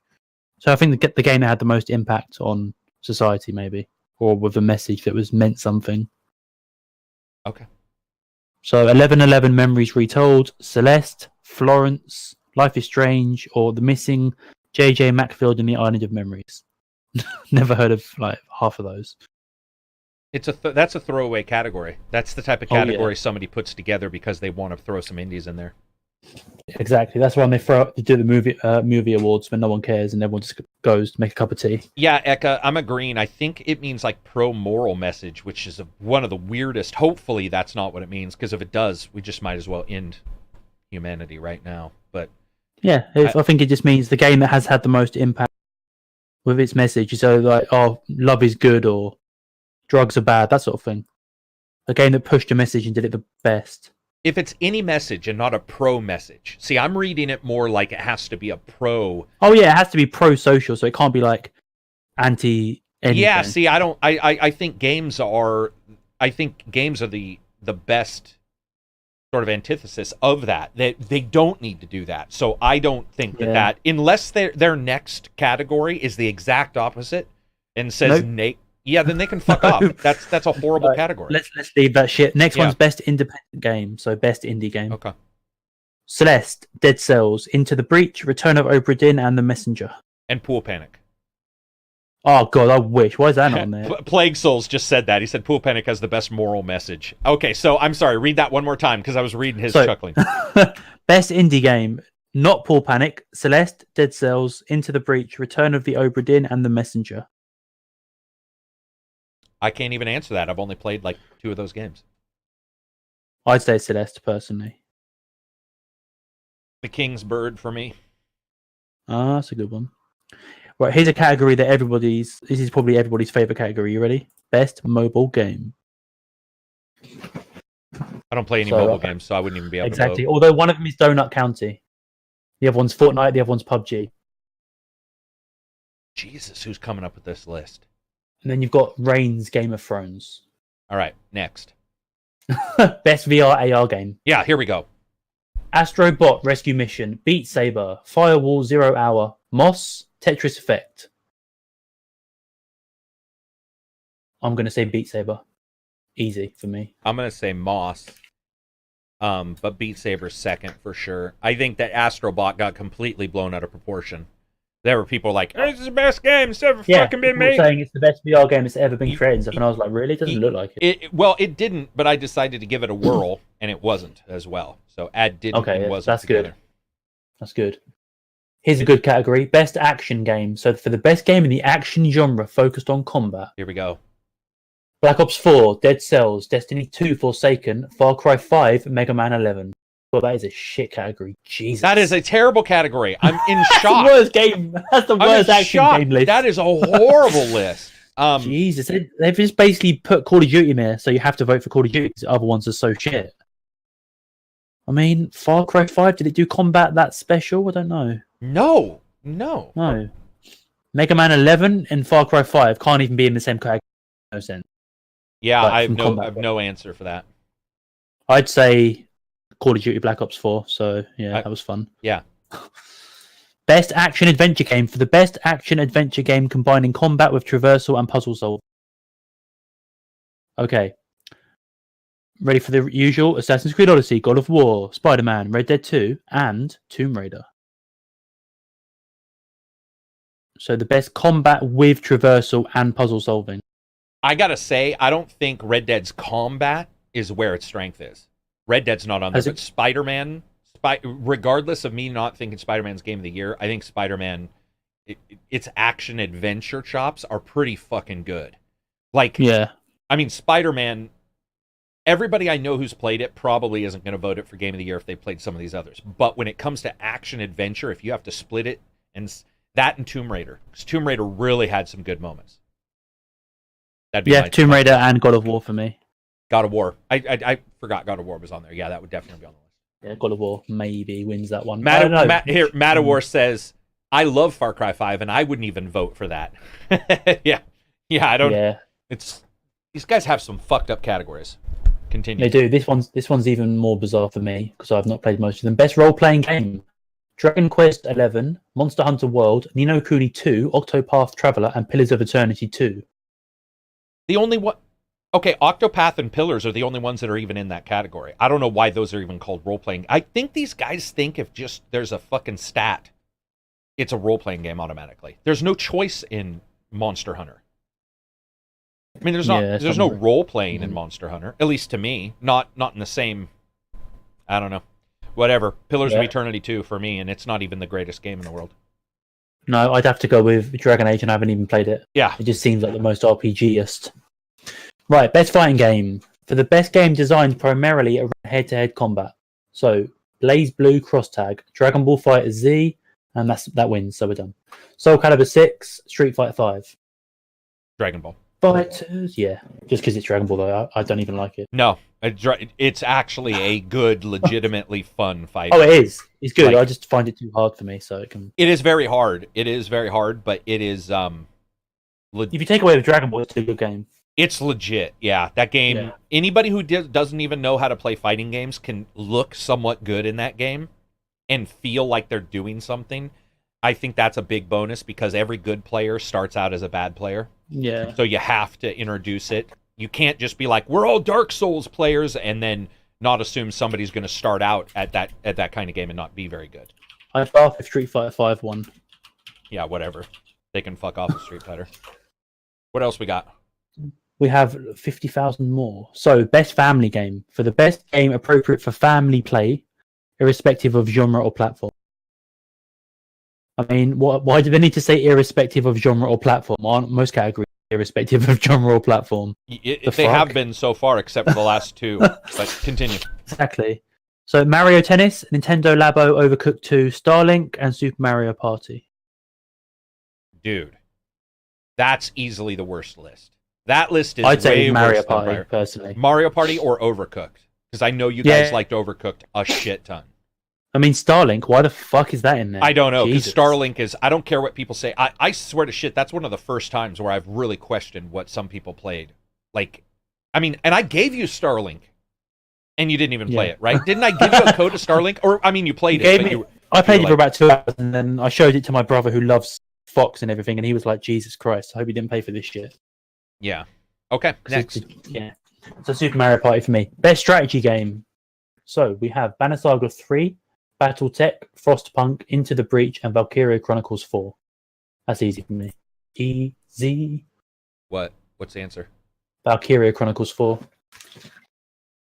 So, I wasn't a big fan of Frostpunk. I know a ton of people were, so I would say Frostpunk is probably what's going to win. Battletech had so many issues when it first came out that I don't know.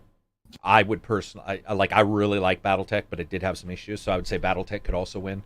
But Valkyria Chronicles, like, I heard Silver talking about it. He loved it. I didn't even know you played it. So, okay, so you played it and loved it. So I would say that one... I mean, just listening to you guys and not having my own experiences in this, I would say Valkyria Chronicles is probably up there. Definitely. Yeah, it's good. It's good shit. So, next one is Best Sports Racing Game. Well, I don't even need to go through that. That's Forza. I mean... Man, you have a bunch of... You're cutting out a shit ton, bro. Do you have any browsers open and shit other than the one you're using for this? No. Okay. I'm trying to keep away from the mic because I'm chewing on a milk. Yeah, you just keep freezing like this. And then you won't move for like 5 seconds, so... Anyway, continue. Well, the best sports racing game, I was just saying, I think that's an easy one, but we'll go through it anyway. FIFA 19, Forza 4, Mario Tennis, NBA, and Pro Evolution Soccer. Yeah, Forza. Forza without a shadow of the doubt. Best multiplayer game, Call of Duty, Destiny 2, Fortnite, Monster Hunter, Sea of Thieves. Sea of Thieves? Why in the fuck is Sea of Thieves on there? Jesus Christ, I don't know where their list is coming from. I mean, I think if Call of Duty's on a list like that, that's the one that's going to win overall. Monster Hunter, because I played it, I guess. Yeah, but Call of Duty probably is going to take it, because you just have more people who play that looking at these walls. Thanks for subscribing, Slambaz2. What's next? Best student game. I mean, I don't know any of these, so is it even worth... No. This is just like high school or college level games that we wouldn't... Best debut indie game. So basically a studio that's released its first ever game. Okay, let's do that. Donut County, Florence, Moss and the Messenger, and Yoku's Island Express. Okay. I just got to put this question out there to people watching, because maybe I'm fucking going insane. I probably am. How the fuck is Pool Panic not on there? And Donut County is. Because Donut County is just you. I mean, it's just you as a fucking cursor, like, sucking things into a black hole. Like, it is not that good of a game. And Pool Panic is that good of a game, so it makes no sense. Pool Panic is straight up an excellent game, one that is fresh for hours. Well, it was my indie game of the year, so I don't know why it's not on this list. Yeah, well, they should ascribe to the takedown list procedure, where they contact you first, and they're all takedown. Yeah. Well, I want to get your hot take. Okay, what next? Yeah, they should do. This is Takedown's game of the year. No, I'm joking. That'd be amazing, wouldn't it? If I just came across it and it was Takedown's game of the year, I'd be like, oh shit. Best esports game? Is it even worth going over that? Sure. Dota 2, CSGO, Fortnite, League of Legends, and Overwatch. I think Fortnite's the funnest to watch. If I had to watch any of those, I'll choose Fortnite just because it's the most funny to watch. Yeah, I'd agree. Ekabrex says, sincere question because I have no clue.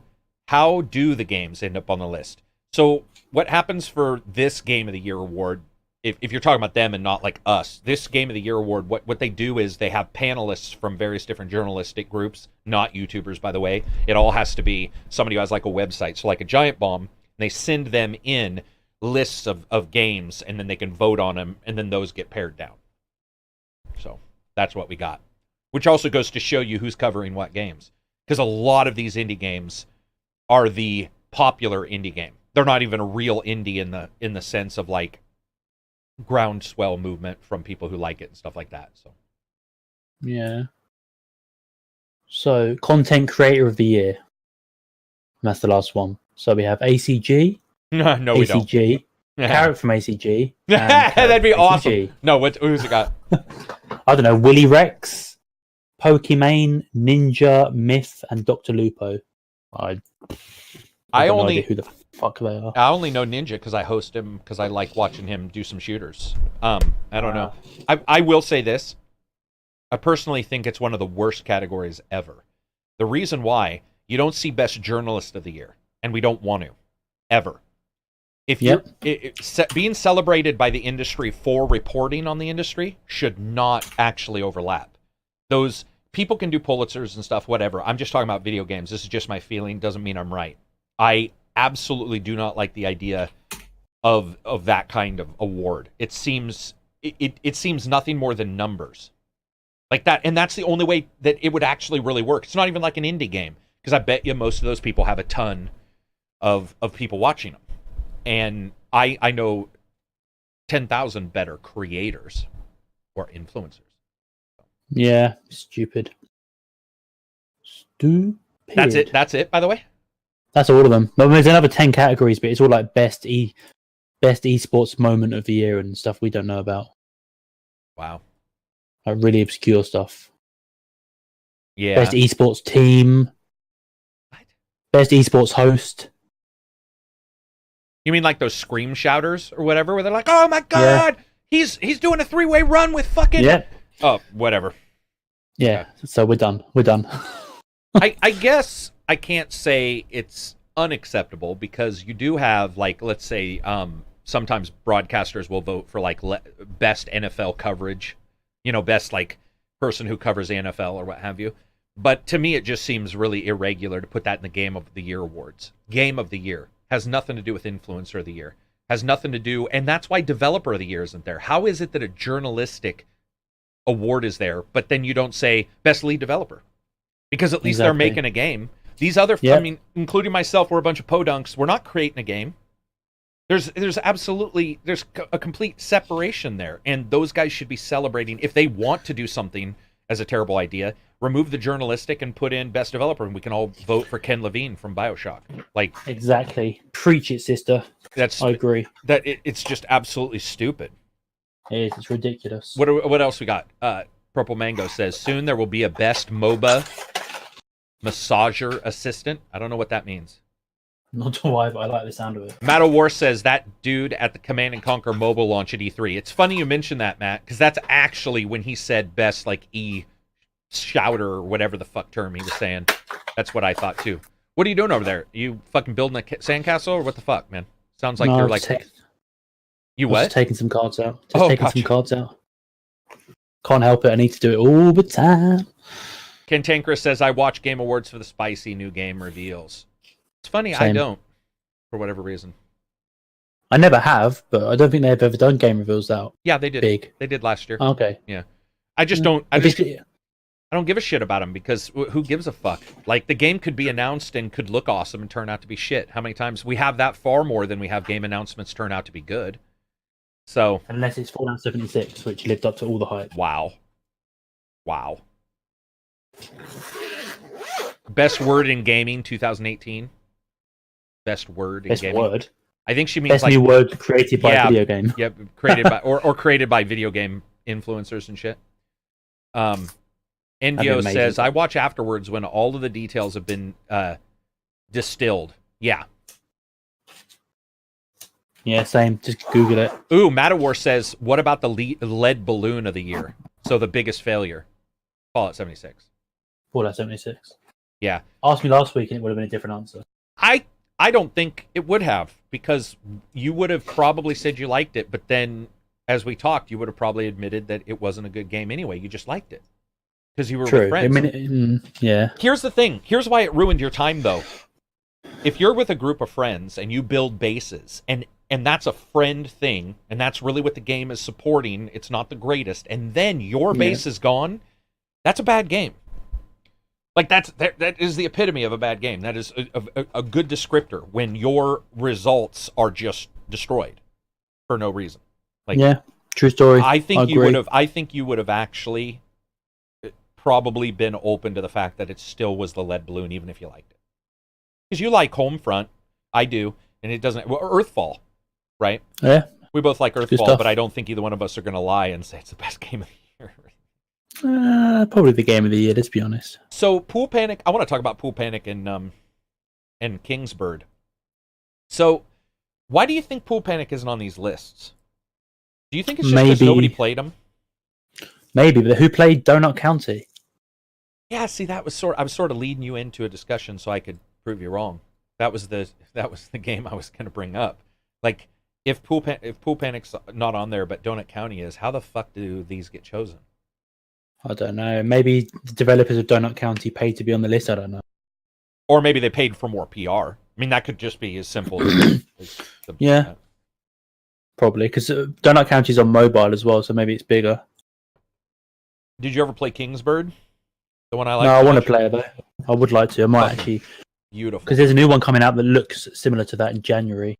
Oh, I really want to get in this month, December. I'll find it quickly and I'll tell you the name. You might have heard of it. Because it looks really good. It's like a side-scrolling platformer that's got really nice art. It comes out in December. Man, this list is huge. Wait, where's December? No. Ah, here we go. It's called. Might be Iris. What is that it? That might be it. Iris Fall. Have you heard of that? Yes. That looks good. Yeah, it does. Kingsbird looks awesome, Eka says. Yeah, Eka, Kingsbird is... It can be frustrating because it's not the easiest game in the world, but it's awesome. We do have a question. Ben Brody says, what's your last rage quit in a game? I think we know takedowns. Probably. Right? Fallout 76? Yeah. Mine's Dark. Yeah. Mine's Darksiders. For sure. Oh, yeah. Visually, that game does a fairly poor job of telling you where you can jump. So I think some people are confused on this, so I will explain it. So when you're looking at a video game, you're trying to decide like where you can move in the game. Usually there's graphical tells. The old days was like Uncharted, where pigeons shat on everything, and you could always tell every cliff because there was a white line. Horizon Zero Dawn had repelling lines. You knew where you could go.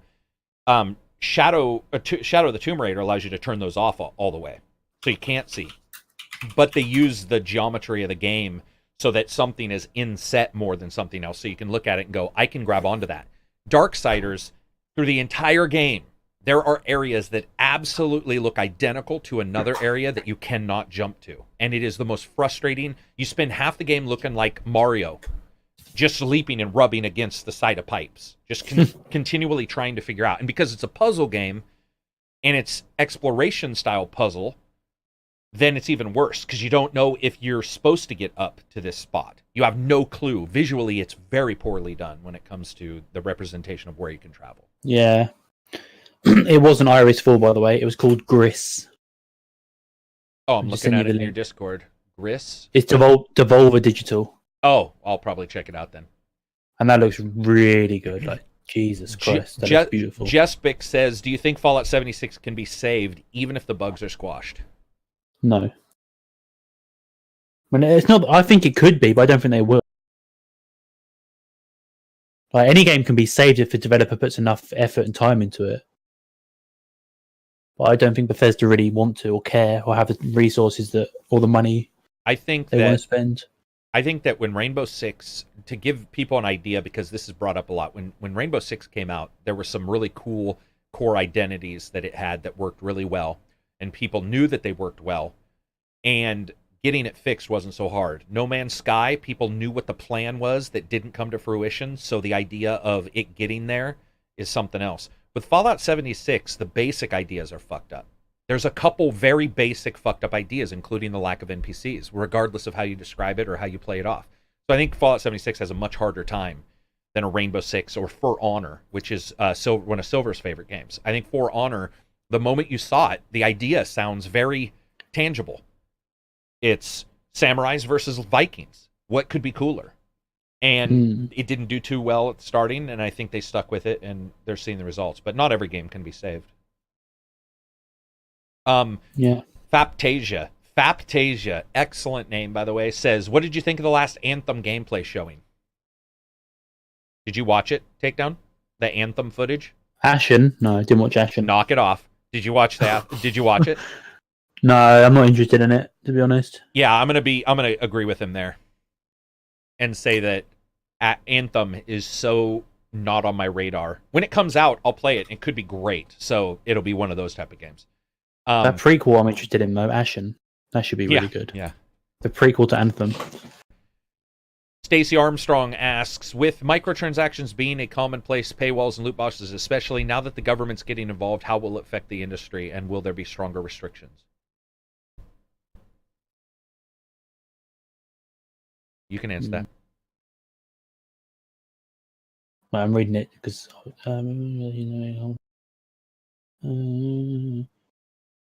I think there will be stronger restrictions probably if the government's getting involved. I think it'll just discourage games from developers from doing it, and that'll be it. Yeah, I mean, I think it'll still show up, but overall, it'll still happen. But they'll always find a loophole. They'll always do it so it's still legal, even if there are laws. And I mean, they're clever.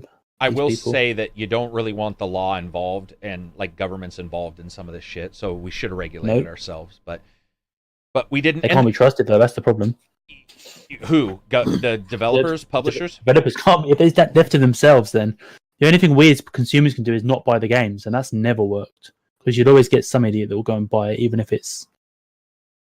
So if governments don't get involved, I don't know how it's ever going to stop. So they'll just get greedier. Yeah, and I mean, I don't want to stop a developer from coming up with an idea for giving somebody a game at a different price. I don't like the idea of just saying you can't have microtransactions, especially if the game's free.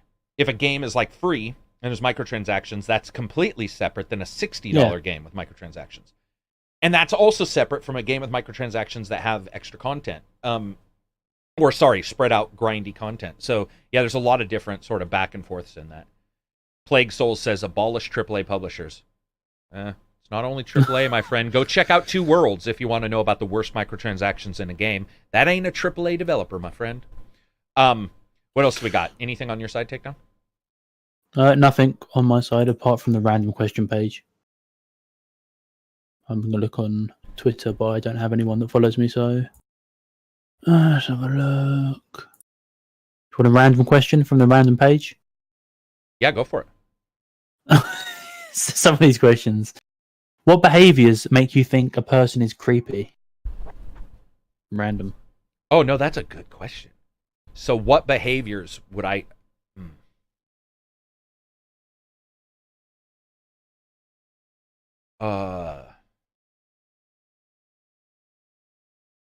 I would say I'm still sort of old school.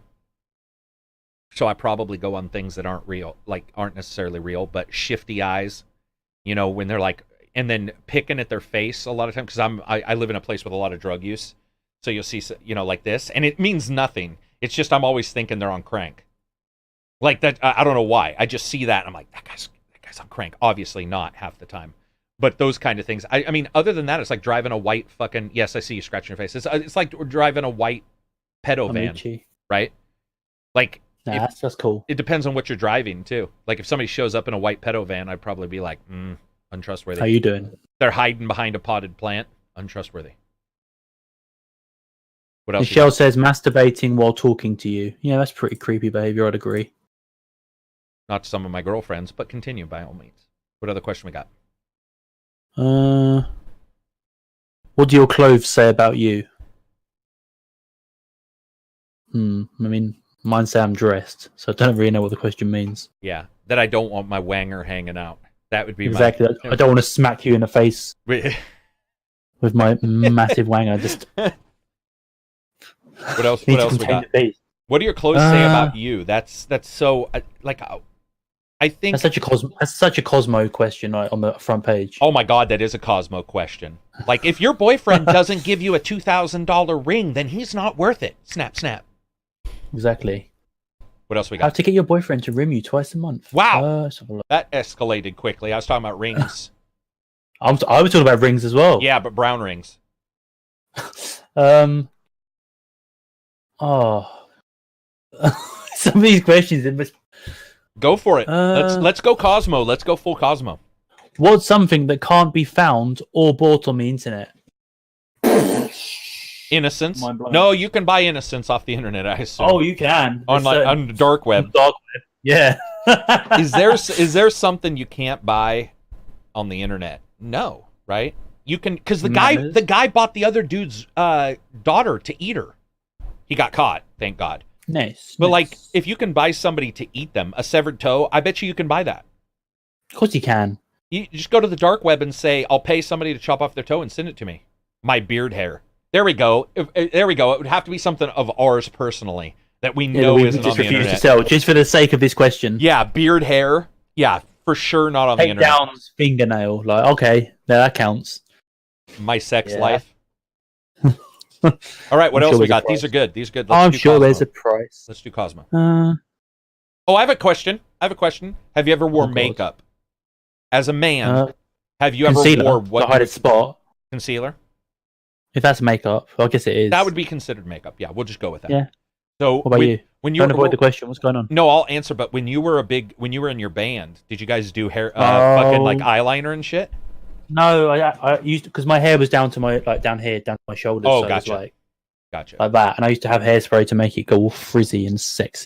Wow, frizzy and sexy. And no, I haven't. I don't even think I've really? ever put it. Like, concealer would be fine because people are in front of the cameras, so that would make sense. But so you've never worn concealer yourself, then? No, I think I don't even think my wife has it. Like, I couldn't even steal it. Really? Yeah. Oh shit! Cara just boasting like my wife don't need no makeup, bitches. No. What else? Eka Which says, villain? Eka says, totally normal as a makeup artist to put makeup on dudes. We're not saying it's not, by the way. I don't want anybody thinking. We're not saying you can do whatever the fuck you want. And like she said, normal dudes for wedding photos. Again, my wedding photo was me flipping off the camera. If I was a normal person taking normal wedding photos, and they were like, let's make sure everybody's skin tone is even, blah, blah, blah, completely, would have done it. We're not talking actually, you've never worn anything for Halloween either, like a costume that had a bit of makeup? No, we didn't. I was a big plastic mask fan, with the band. So you'd get the plastic mask that would just cover your eyes, but your head could breathe and stuff so it wasn't super hot. Sometimes the big full masks occasionally, but never ever makeup like that. We just didn't have it. Not that it couldn't be, but we just. Okay, what is the most interesting thing you could do with 400 pounds of cheddar cheese? What? No, I eat it. That'd be interesting to me. What is the most interesting thing you could do with feed a fucking family who is starving, I guess? Probably. That'd be boring to watch, though, wouldn't it? I don't know. If they haven't fought for a while, or ate for a while, and you make them fight for the cheese, that could be quite interesting. Go to 400 different villages in Africa and throw a bit of cheese into each one. That would be interesting. It's sad talking about first world problems, because this morning I was mad my food delivery was not going to get here prior to being on the podcast with you. And I even stated, I'm like, food's not here, first world problem. Like, my food's just delivered, like, USAMRIID dropping pharmaceuticals somewhere. They just drop it off at my house where a lot of people have to fight for that shit. No, I would 400 pounds of cheddar cheese, eat it myself. Yeah, interesting. Make a castle. Make him. I don't know how much 400 pounds is, though. Like, it's not that much. It can't be that much because one pound is like this big. So, dude, it's not going to... I mean, it's going to be a lot, but... I'm going to Google it. Wait, 400 pounds of cheese. Oh, shit. It comes up straight away. Oh, shit, you can buy it from Italy. A wheel? I think so. It's pretty big. I mean, it's not big, but it's not small. Yeah, I mean, I think I could eat through 400 pounds. I could take 4 pounds a day, probably 4 to 10 pounds. Oh, a day. I thought you meant in one sitting, because that would be interesting. You just eating cheese over like a period of a week would not be interesting. Well, you'd explode. You'd fucking die. No, that's why I said Exactly. eat it. It would be interesting to me because I would have cheese. Oh. And that's all I care about. Wow. I fucking dig cheese. Go for it. Next one. Cosmo questions for the win. What? No. What? I got one. Rich Crossy says, do you think Anthem is going to be a Destiny killer? That's like two losers at the worst race in the world. Yeah. Oh, man. I mean, it wouldn't be hard to kill Destiny. Got any others? I'm trying to find a good one. Eka says you'd never poop again if you did 400 pounds in one sitting. You'd never breathe again either. There's no chance you'd live through that. Yeah, true. If the police raided your house right now, what incriminating thing they would find? Oh, fuck. I'm just looking around right now. I have definitely printed off posters from like art online, like that kind of stuff. I'm sure there's probably some kind of offense for that right away. I've actually wondered about that before. That's the least gangster answer of all time. It's the only one I've got. Like I don't have mine would be. I don't have pirated games or music or movies, so it's like I don't know if those is midget porn illegal. Nope. If they search my hard drive, okay, that's not one. Dude, I got a question for you. If real porn, normal sized porn is legal, why the fuck would midget porn be illegal anyway, or small person porn, whatever you want to call it? Like it's not like they're magically illegal because they're of a certain height. It seems like a stepping stone into pedophilia, though, doesn't it? Because they're getting smaller and smaller. No. Age and size mean they're not connected, dude. Come on. They can. They are because no, you can have a 17-year-old. No, you can have a 17-year-old 7'6" person who never gets any fucking taller. Like, but are you ever going to have a 2-year-old who's bigger than a 6 foot, bigger than a 50-year-old? That's beyond like what I think we're even talking exactly. about. That's just getting creepy for creepy's sake. But yeah, that's turning into a good film plot. No, there's a film plot of that already. Oh, a 6-foot baby. Oh, that'd be such a good film. I'd write that. Just pooping and trying to breastfeed from everybody. Exactly. He's got the mind of no. There's films where you've got a grown man who's got the mind of a child. Didn't they have? Yeah, they had. What's his name? Robin Williams. Remember when he played the kid with the disease? Patch Adams or whatever. No, Patch Adams was the other one. Fucking can't remember the name, but he's the little kid. Diane Lane is his mom. Oh shit! I can't remember. Anyway, continue. I'll just type in. What's the most nightmarish creature you can imagine? Every one of my exes' heads on a giant body, all bitching at me. That'd be pretty fucking nightmarish. Other than that, anything that looks like the underside of mushrooms. I have that phobia. I can't remember the name of it. There's a phobia of like the ridges under a mushroom or a fish's gills. That shit, shit creeps me out. He's called Jack, by the way. Jack, thank you. Yeah. Because he was jacked. What else? Yeah, I'm not. I have a pretty serious. I mean, I wouldn't call it a phobia because I can touch them, but I don't like. Something's creepy about the gills on the underside of a mushroom. When you look at, do you know what I'm talking about? The flange. Yeah. The underside of a mushroom is called Jack. No, follow the conversation. Come on. Eckebrek says anything with dolls or mannequins. I can see that. I don't have a thing with clowns or dolls or mannequins though. What about you, Takedown? Do you have one? Have one what? Question or no? Do you have any? Do you have any phobia of anything? Just snakes. Just snakes. Yeah, everything else is like So what's the most nightmarish creature? Just a snake with a bunch of snake heads? Just a snake with a laser gun on its head or something. What about a doll with snake heads? No? The doll part doesn't freak you out. It's just the snakes? No, just a snake. I mean, you can have a snake on its own. You can have a doll. You can have a doll snake, but the snake's the only issue. Okay, gotcha. Next Cosmo question. Medusa's probably that means Medusa would probably be the worst. Yeah, Medusa's probably be the worst. What if it looked like one of your exes that you didn't like anymore, and it had a bunch of snakes, and it had a snake for its privates, and it had a snake, well, for all its privates, its boobs, everything. Just snakes coming out of every orifice. Just snakes, dude. It's snakes all the way down, baby. Okay, what do we got? Something else, hopefully.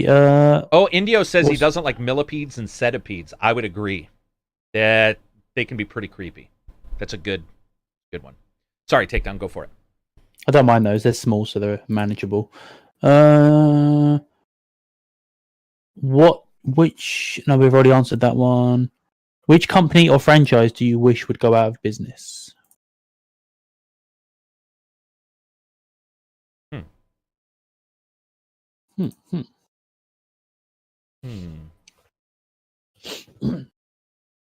Man, I don't have an answer for that. Do you? I forgot the question. I need to read it again. Which company or business would you want to go out of business?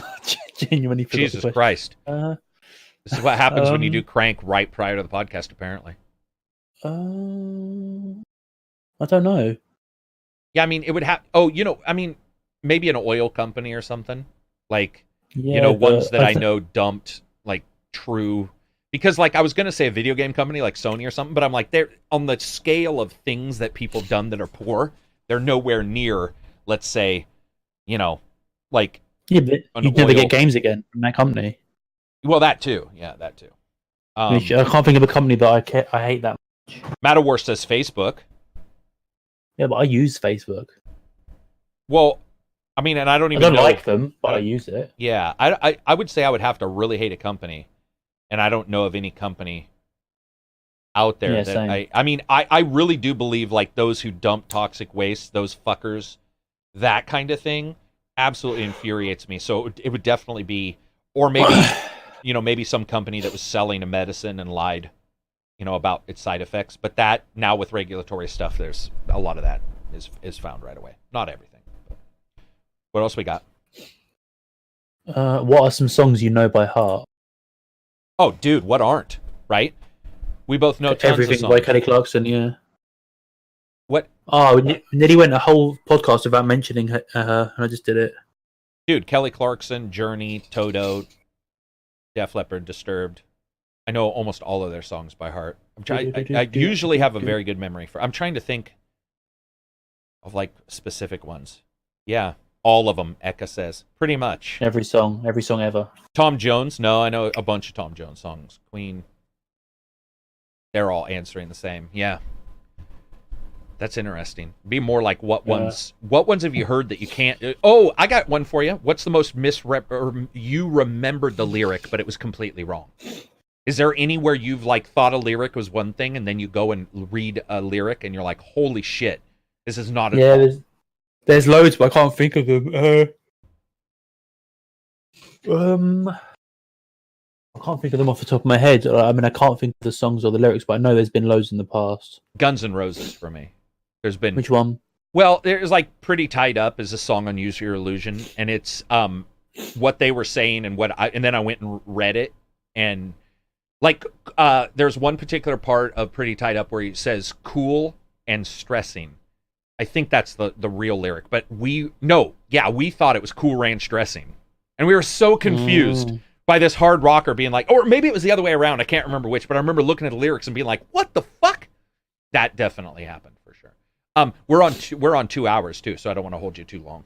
I didn't even realize. Oh yeah, we got some food in a bit. We got any last questions that pop up? Let's have a look. How long do you got?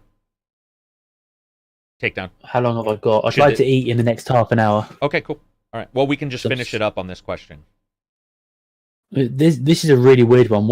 I don't understand it. What's the perfect temperature to set the thermostat at? It's such a random question. 65. I like it. Cool. I like it cool as fuck. I don't know what 65 is in real talk. Oh yeah, and you're in fake numbers. I don't know. 65 wrong to correct. So 18. Yeah, that's pretty cool. I like it. I definitely like. I've always believed that you can only fucking take off so many clothes, right? You can only go so fucking naked before everybody's uncomfortable. So to me, I'd rather have it cold. Somebody can wear a fucking, a parka. So when we usually have it set to about 73. Your one. Oh, really? That's way too fucking hot. Really? 70? Holy shit. How hot is it outside for you? Because outside for us, it's boiling. About 50 right now. Oh, so wait, what's 50? 50. It's much colder. Much colder. 26. Oh, so 10. So outside for us now, it is 11. Okay, so it's even warmer here than it is there. That's weird. Yeah, it's raining really hard too. I like every. Oh, same. I like it cold, man. In fact, if it can be colder in my house than outside, I'm very happy. And no lie, like Cadiz. Oh yeah, I agree. Friends I will come over, and my friends will be over, and they'll be like, "Dude, I can't even feel the miniatures in the board game," and I'll be like, "I don't care. Put on some fucking gloves." Yeah.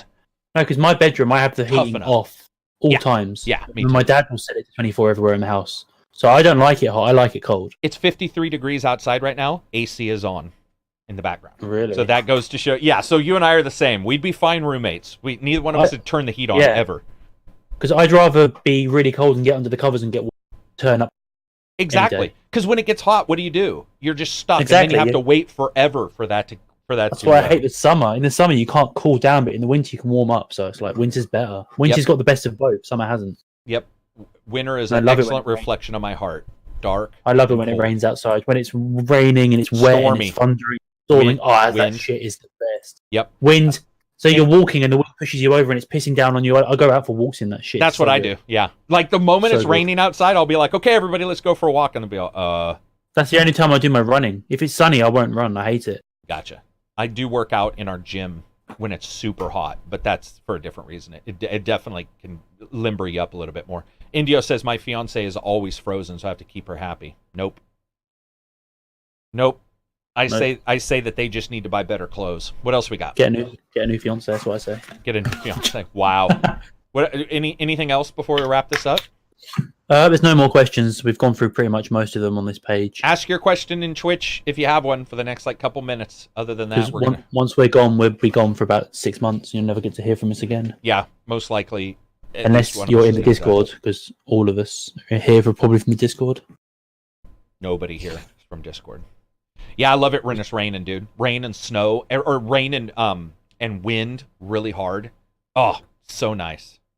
Oh, it's so good. It's the best thing. I love it when it's pissing it down with rain. I'll open all my windows and let the rain hit me. Let the rain hit you.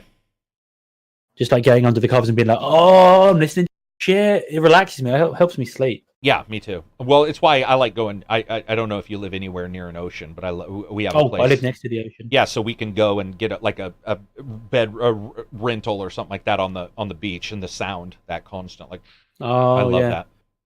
I live 5 minutes from the beach, so I can just walk down there. Oh, do you? 5 minutes? Yeah, 2 minutes.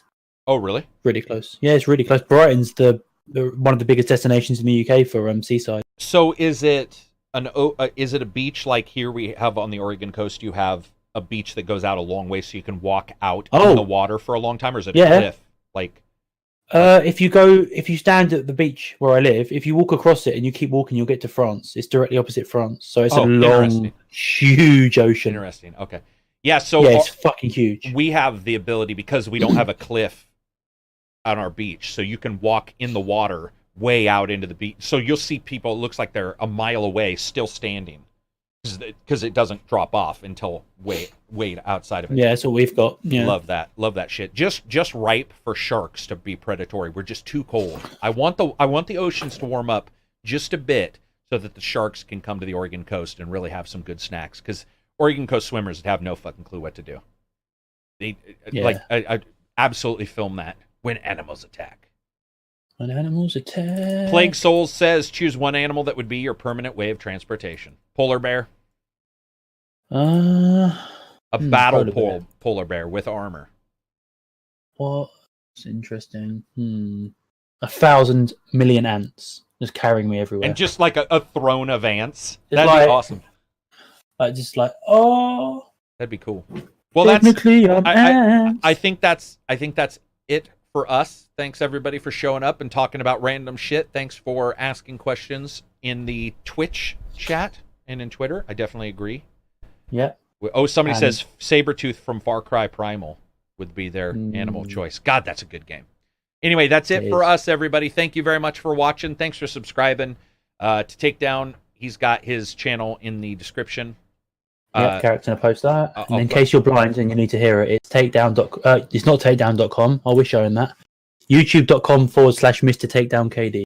Mr. Takedown KD. Hang on, I'll post that in there. Anyway, that's it for us, everybody. Thank you very much, and enjoy the rest of your week.